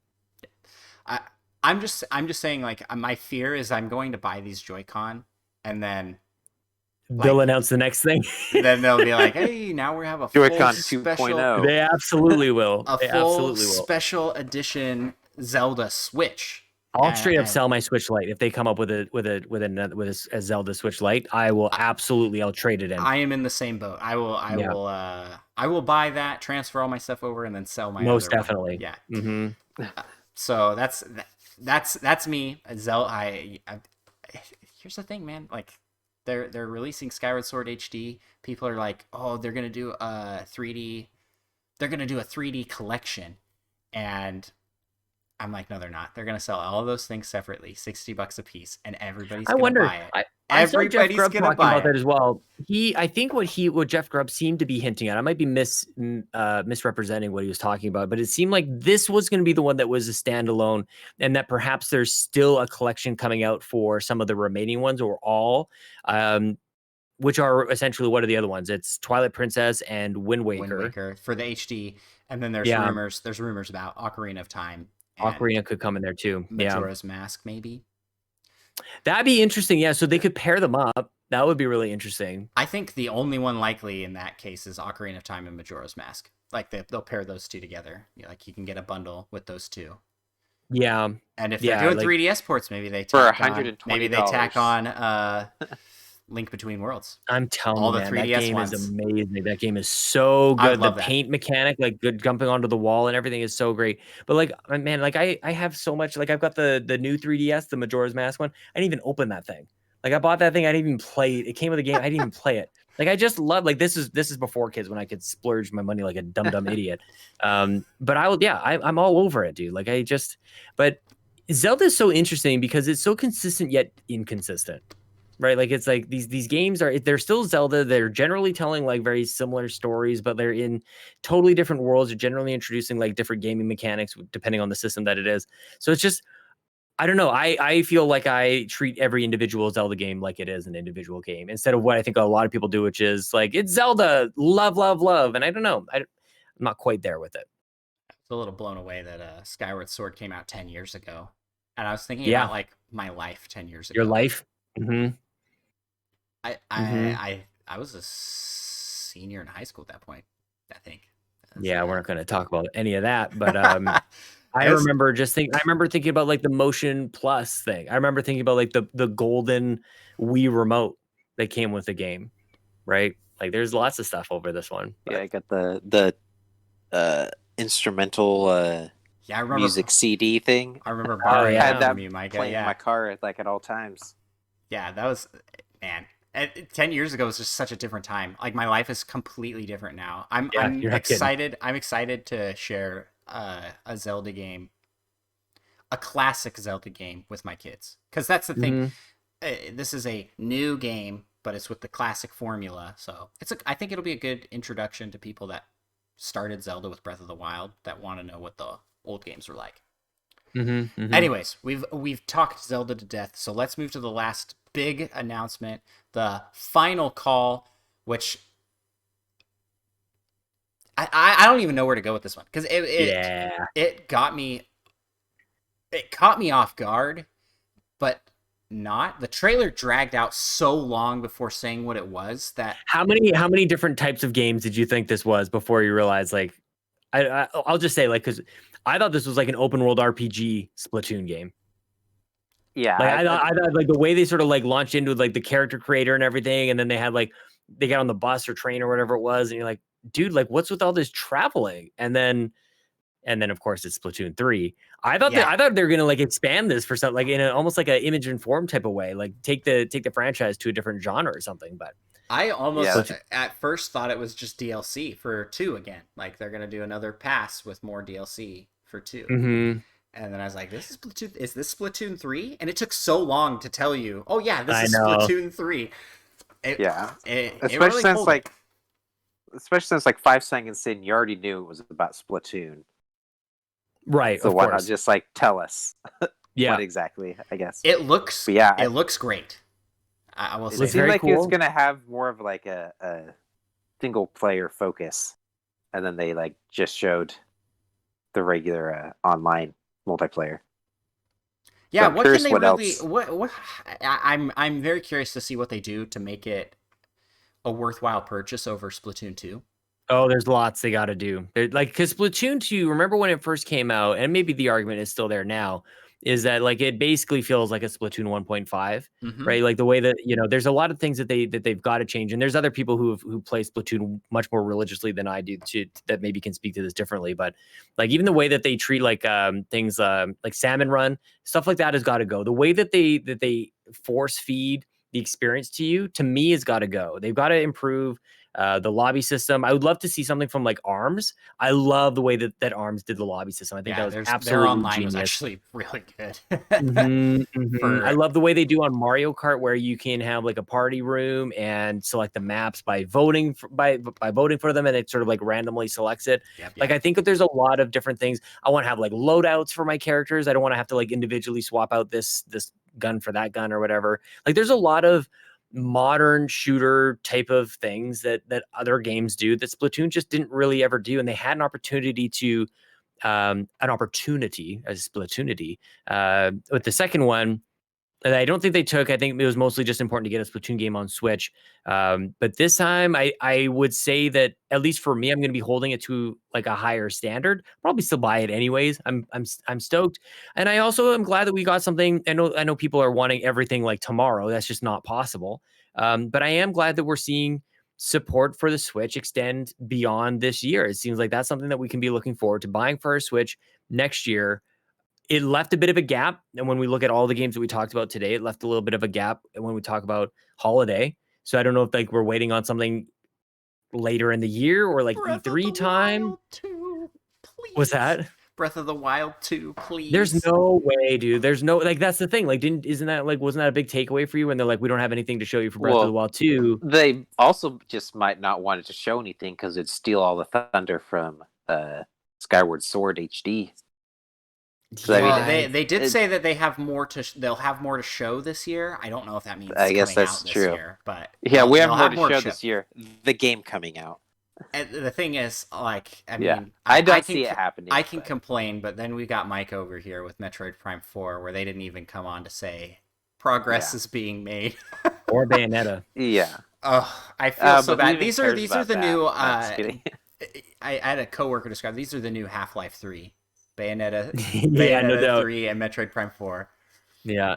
F-Zero still getting no love. There's a lot of other games that aren't really getting a lot of series that aren't getting any love these days. This is the turmoil of being a Nintendo fan. Like, they're telling you that there's nothing to share. Development's taking a little bit longer than they thought, and you're like, yeah, it's probably still coming out this year. It's like, no, man, I don't know. Like, how did you get like this? Some gymnastics you did to get there. Because I really want it to be so. God bless you for it. Yeah, absolutely. Maybe we'll have time to cover it a little bit with the section here. I know we're going long on time talking about these directs, but overall, now that we've kind of gone over everything, what was your high for the direct and low for the direct, Micah? I feel like I actually just got to go with the Mario Golf, just because I was not expecting to be so excited for it. I was like, oh yeah, Mario Golf, that's kind of cool. But then the longer it went on, the more excited I got for it. But yeah, my lowest has got to be that DC Teen Power. I was like, Yeah. not to bash on the game, just not my kind of game. Probably. So, I mean, I haven't tried it, so you never know. So for me, I'm gonna say my low point is when they came on and said we have nothing to show for Breath of the Wild. But yeah, And then- actually, I gotta change. My low point is when they just said nothing about Metroid Prime. Yeah, got to throw that in there. And then my high is when they turned it around by both giving an HD port and those cool Joy-Cons. I think that was a really cool flip the script, because they came in and I was like, oh, just disappointed. You know, I wasn't coming in expecting Breath of the Wild 2 news. Honestly, I didn't think we were gonna get any Zelda stuff. I'll be real, because I think that's coming in a Zelda direct, like its own direct, like Mario 35 got, Mario 35th got. So that was my belief, and I was like, unless this whole thing ends up being a surprise Zelda direct, we're not getting Zelda at all. Good and point. we got some. So I was pleasantly surprised. But yeah, that's my high and low. Sean? I like this notion of like that the low point is that something you wanted isn't there. It's not even like pointing out something that is there. It was the low point. Okay, so with that in mind, my low point is no Mario Kart. I think there's a great graphic that showed like Mario Kart 8 came out in 2014, and then in 2015 we got Splatoon, in 2017 we got Splatoon 2, and in 2022 we'll get Splatoon 3 or whatever the number is. I want a new Mario Kart. That's my fake low point. My actual low point is probably somewhere in the minds of like Miitopia is just a weird one, but somehow you got me interested in it. I don't know how I really feel about that. There's a couple of like it was funny just the way we ended up talking about this, because we started the show going like I was stoked about this direct, and then we launched into a whole bunch of stuff we were kind of mad about. But where I land here is so well. I feel like, well, no, I just think that this question is a really good way to close things out, because I think it's really hard to do. It's hard to pick my high point, because Mario Golf, absolutely a high point. Like Animal Crossing, absolutely a high point. Splatoon 2, absolutely a high point. Like Apex Legends, like there's a lot here. But yeah, so I find it, this is generally my thing. Like, I don't know how to choose one thing. If anybody ever asks me like to pick a favorite something, I'll give you my top 5. So that's kind of where I land on. I had many high points with this one. I'm excited just to have gotten 50 minutes. My high point was the direct itself, that we got 50 minutes of games on Switch. And I am really liking the way that Nintendo has done that, at least over the last like maybe 14 months or so, where it's, here's your release. You're going to have a game that we're going to have you hyper focused on for months on end. I feel like they did this even back with like Luigi's Mansion, but they go, we're going to want to talk about and focus on Super Mario 3D World. And that's all you're going to be thinking about. We're not giving you a damn thing until after that game comes out. 4 days later, they give you 50 minutes of direct. Like, that's a high point, man. I am loving that from Nintendo right now. Yeah. The open the cork and just flood with news. Mm-hmm. Well, in an effort to kind of keep things straight for time here, let's move over quickly to the next segment of our show, which is the Community Corner. Now, we've got a couple questions in here that I want to make sure we get covered while we have Sean here. First is from Sean Abbott. He goes, do you, Sean, get upset when people spell your name with incorrect spelling of Sean? It's so funny because I do feel like within the Sean community, there is a particular ire that comes with, there's actually a Project Triangle strategy. The 3 factions are the SEANs, the Sean like Connerys, which are the me and Mr. Abbott here as well. There's the SHAWNs, and then there's the SHAUNs, and we are at eternal conflict, right? The Sean Iron or at least War. that's what we're led to believe. I don't necessarily subscribe to that. I don't get upset when people spell it wrong. I think it's very it's totally understandable. My mom would always say that this is the correct way to spell it. Like, of course she would say that, she named me. But I try to make sure that people get it right just by telling them it's Sean like Connery, but I don't know how relevant that is now that Sir Connery has passed on. I think he passed away, didn't he? I think he died. I think so. I also don't know how many people like really know who he is, but no, I don't get upset about it at all. But it is funny that I will say there's a sensitivity to the spelling overall. Yeah.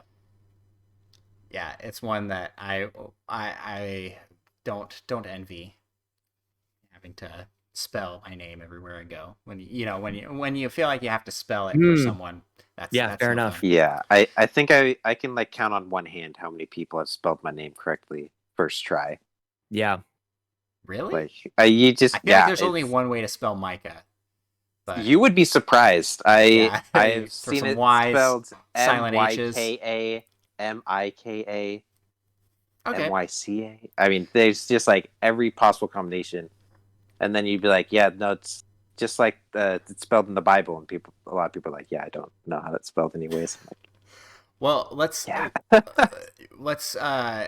while we're talking about Project Triangle again, Third Strongest Mole from Discord asks, what's the best final name you can come up with for Project Triangle strategy?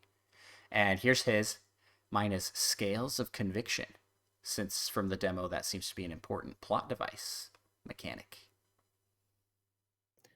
I mean, can it just be triangle strategy or something very literal from the game? Like, even if it's not triangle strategy, it can be.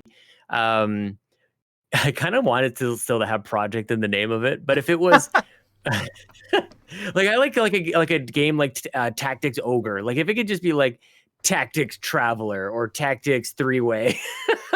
It's actually, I want something with 3-way instead of triangle. To replace triangle with 3-way. Strategic 3-way is the game that I want. Triangle Tactics. I want a strategic 3-way is my final name. Strategic 3-way. Micah, what do you got? Yeah, beat that, man.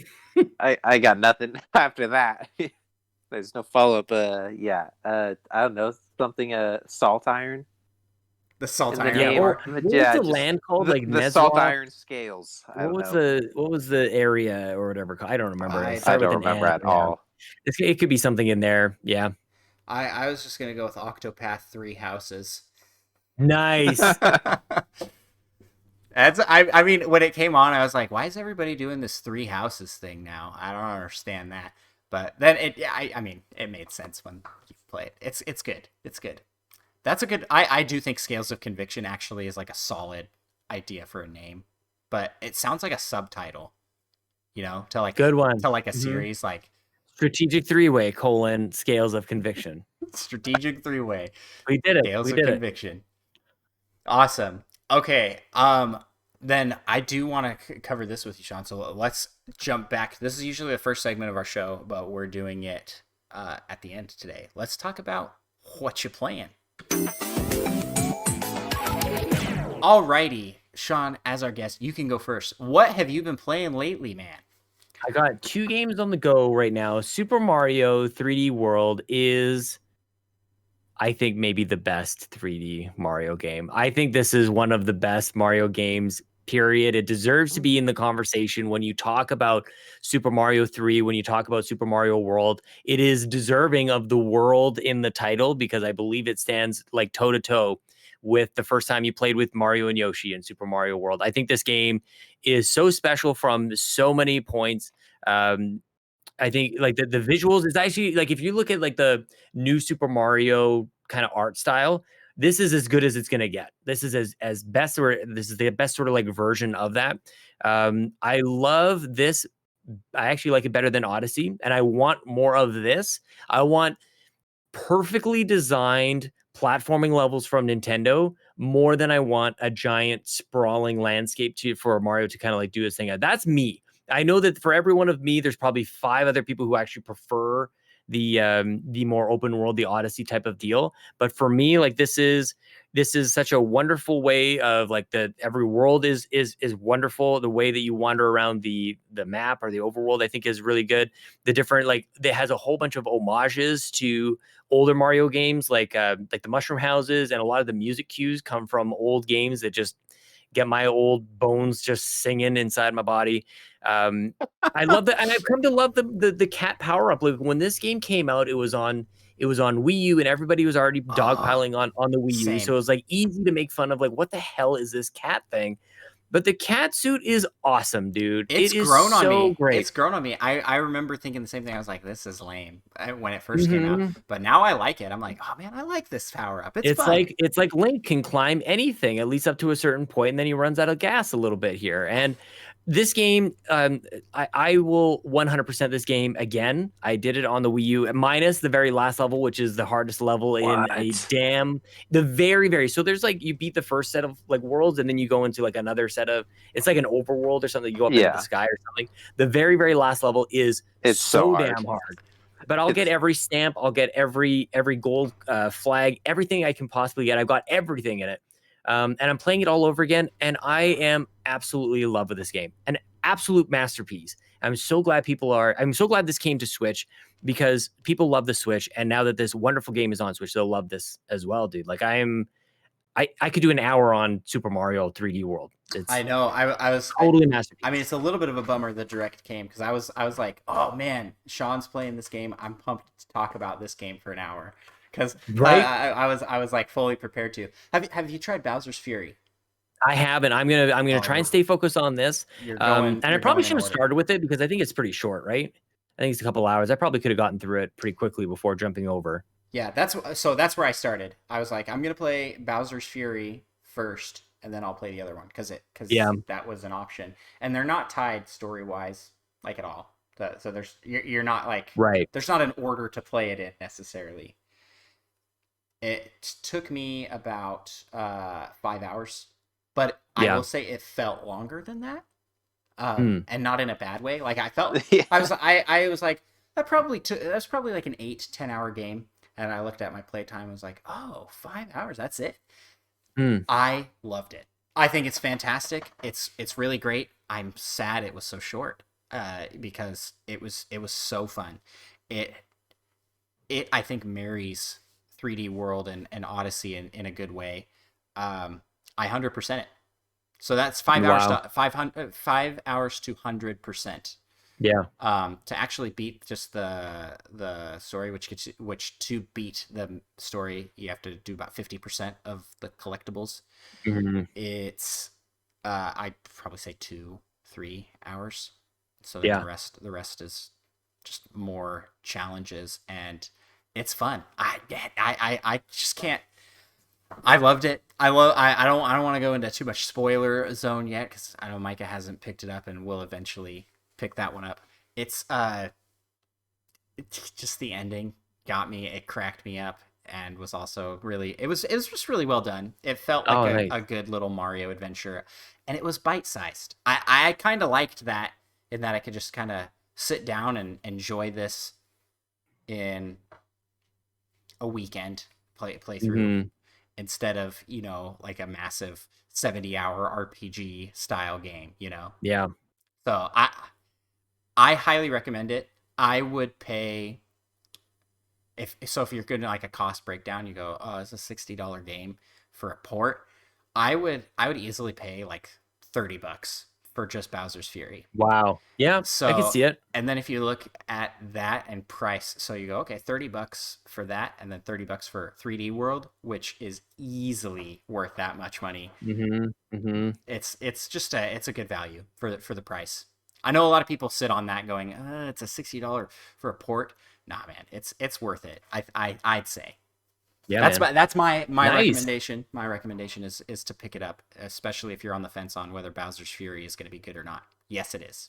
It's going to be good. The only bummer is it's going to be too short. But yeah, you had another game you wanted to talk about that you have. Oh, me, yeah. Well, I mean, Animal Crossing is really where I'm at. Animal Crossing is. I'm continuing on with this one. I am all in on the stock market, and everybody else has moved on. Man, this is the whole thing about me just like crapping all over this game for months on end. And they're all billionaires out there, and nobody is sharing turnip prices. So if anybody's out there, you get a good turnip price, please hit me up. I will be buying turnips every single week. I'm trying to turn a profit on this thing. But I like my turnips today are like 64 bells, man. Like, what am I supposed to do with that? Like nothing. I can't do anything Turnips with is that. the way to go, man. That's how. Honestly, yeah. though, it kind of ruins the game when you just all of a It sudden does are a little bit. infinitely wealthy. God. Yeah, that's okay though. That's okay. I just need because I don't have terraforming right now. I need these inclines, man. I'd spend all my time on these stinking bridges and everything, but I don't know. I'm really liking it. I'm trying to get KK to the island. That's kind of where I'm at with it. I think that's like the end of the game, quote unquote. Like I think I'm gonna roll credits, I think is what I hear after KK comes to the island. So that's kind of where I'm at, just to give you guys a sense of Animal Crossing. And it's like it's got a freaking daily hooks into me like a stinking gotcha mobile game. But Nice. it's fun. It's very relaxing, and it's also one of the games that I can play with the kids around. Like there's almost nothing that I actually like. I play almost zero video games when the kids are around, but my son Lincoln will actually ask that if we can play Animal Crossing together, and he'll play New Leaf on his 2DS, and then I'll play on the Switch on the TV. So that's been very, very special. We also share a similar kind of connection with 3D World. So he'll play on the Wii U, and I'll now play on the Switch. And we went to go pick that up together, and he just had a moment that I hope that my Swiss cheese brain will remember for the rest of my life. Like when we had because you have to do everything like pre-order now, and the curbside pickup kind of thing. So we went to go pick up our order for 3D World, and the lady hands it to my son, and he was shaking. He was so excited to finally have 3D World, which is hilarious because he's had it this entire time. He's been playing it on Wii U, but he was excited. We told him that we were going to go buy a brand new Super Mario game, and we went to go pick it up, and he was just so stoked to go get it. And it's such a special memory, man. Like I hope I will always remember that, but I mostly say it on podcasts now. So like maybe it be immortalized in the digital space of our medium. Digital Sean will always remember. Digital Sean will always remember. Yeah. I've had a similar experience this week. Like I said, my son just had his birthday, and he got a Wii U. Nice gift from the in-laws, and man, that's awesome. They wrapped every piece individually. It's their old Wii U. None of their kids Such a good idea. Are using it anymore, and he is obsessed with the Wii right now. So he got that, and it's just loving it. We're playing Nintendo Land a bunch. So nice. Oh, yeah. We're gonna bust that out. We should bust that one out too. Yeah, dude, Nintendo Land we picked up at GameStop for 99 cents. Yeah, you did. Oh gosh, I was like, this is easily $100 game. Highway robbery for how much content there is to this highway game. robbery. Yeah, I love this game. Anyways, so we're playing Wii U games and having a blast with that. It's fun to. It's such so. First game he wanted to play. I'm not kidding, guys. Paper Mario Color Splash. Nice.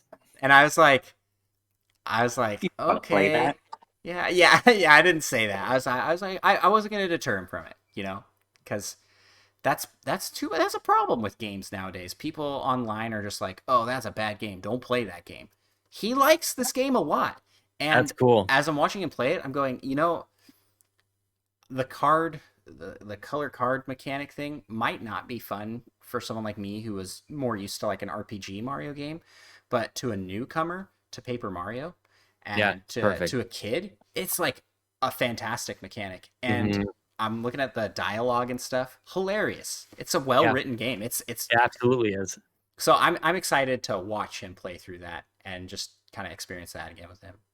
I had the same realization with Yoshi's Woolly World, where it's like this isn't my platformer, but then he's playing. He's got the mellow mode and everything, and he loves that game. He'll play it, and he'll play the first level over and over and over again.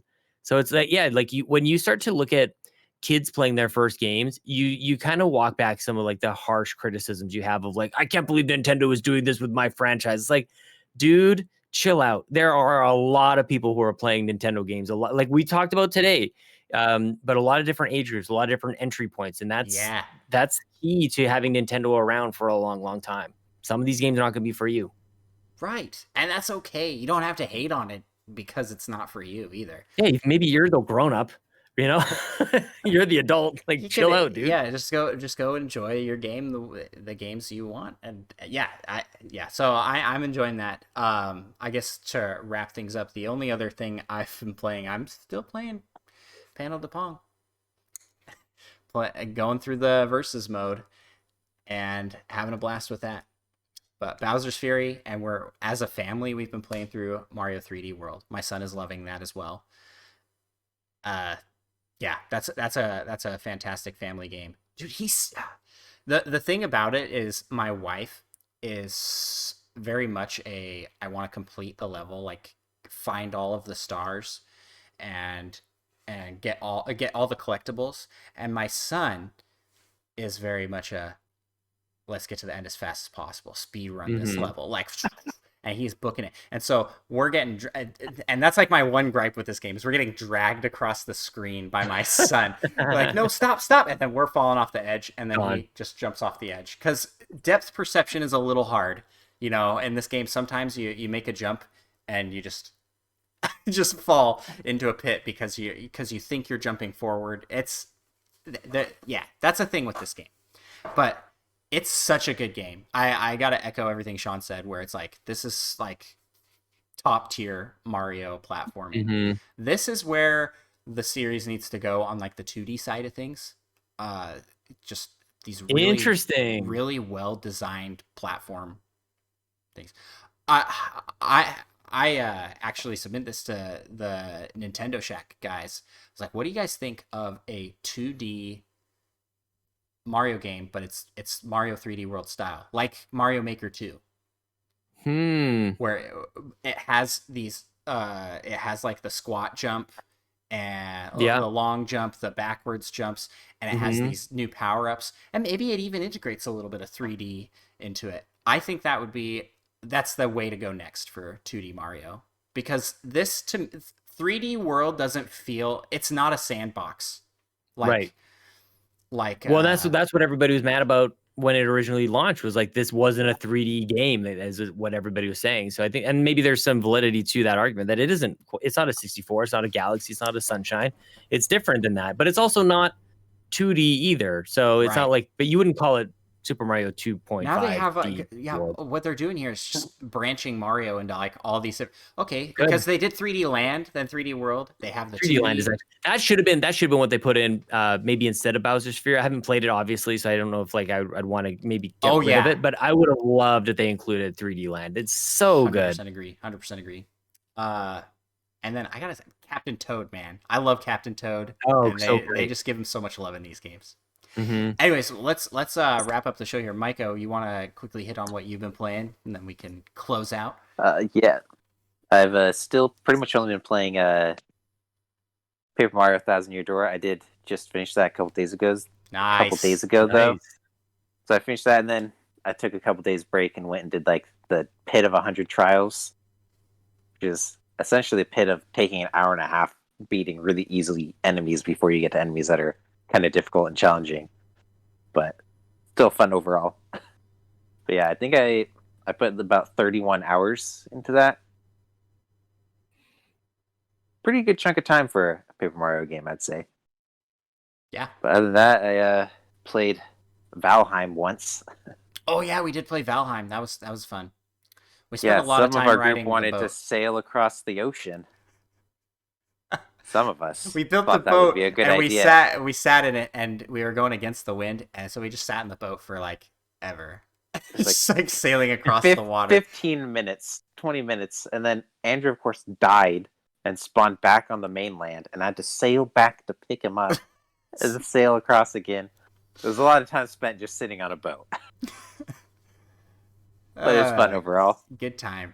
Valheim. Okay, so Valheim is one that I do hope comes to Switch in some form, because I think it would do really well there. It's in early access now. It's one of those games that I think would be a lot of fun to be on consoles and be able to play cross-platform. Yeah. Well, that about does it for our show. This went a little long. Sorry to keep you so late, Sean. But we really appreciate having you on here. Do you want to plug yourself and your stuff? Sure, man. Well, yeah, don't apologize for going long. If you heard my rants tonight, dude, like I haven't podcast about Nintendo in a bit. My friend Bobby Pauls has been sick for a while. So thank you for inviting me on. It's been so fun to just like go on about Nintendo. It's been far too long for me. So thank you for this chance to chat Dude, with you it's guys great. about a wonderful time in Nintendo fan world.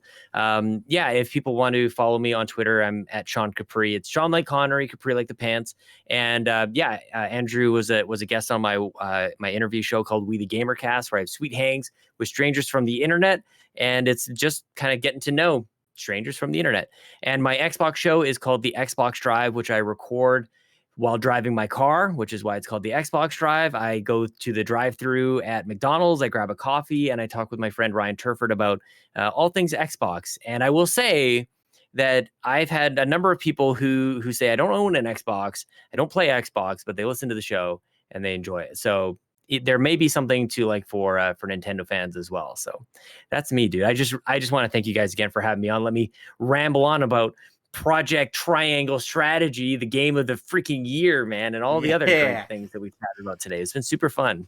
This has been a blast. Yes, definitely go give a sub and some love to Sean and his many podcasting and streaming endeavors. So, oh yeah, twitch.tv/Sean Capri. If you're one for the Twitch streams, I do that a couple times a week. Yeah. Yes. I'm also a dad, and I do work full time, but like for the most part, I'd like to just do all of this stuff. Yeah. If how you have time for all this? I look like this. This is how. This is. I look like ass, man.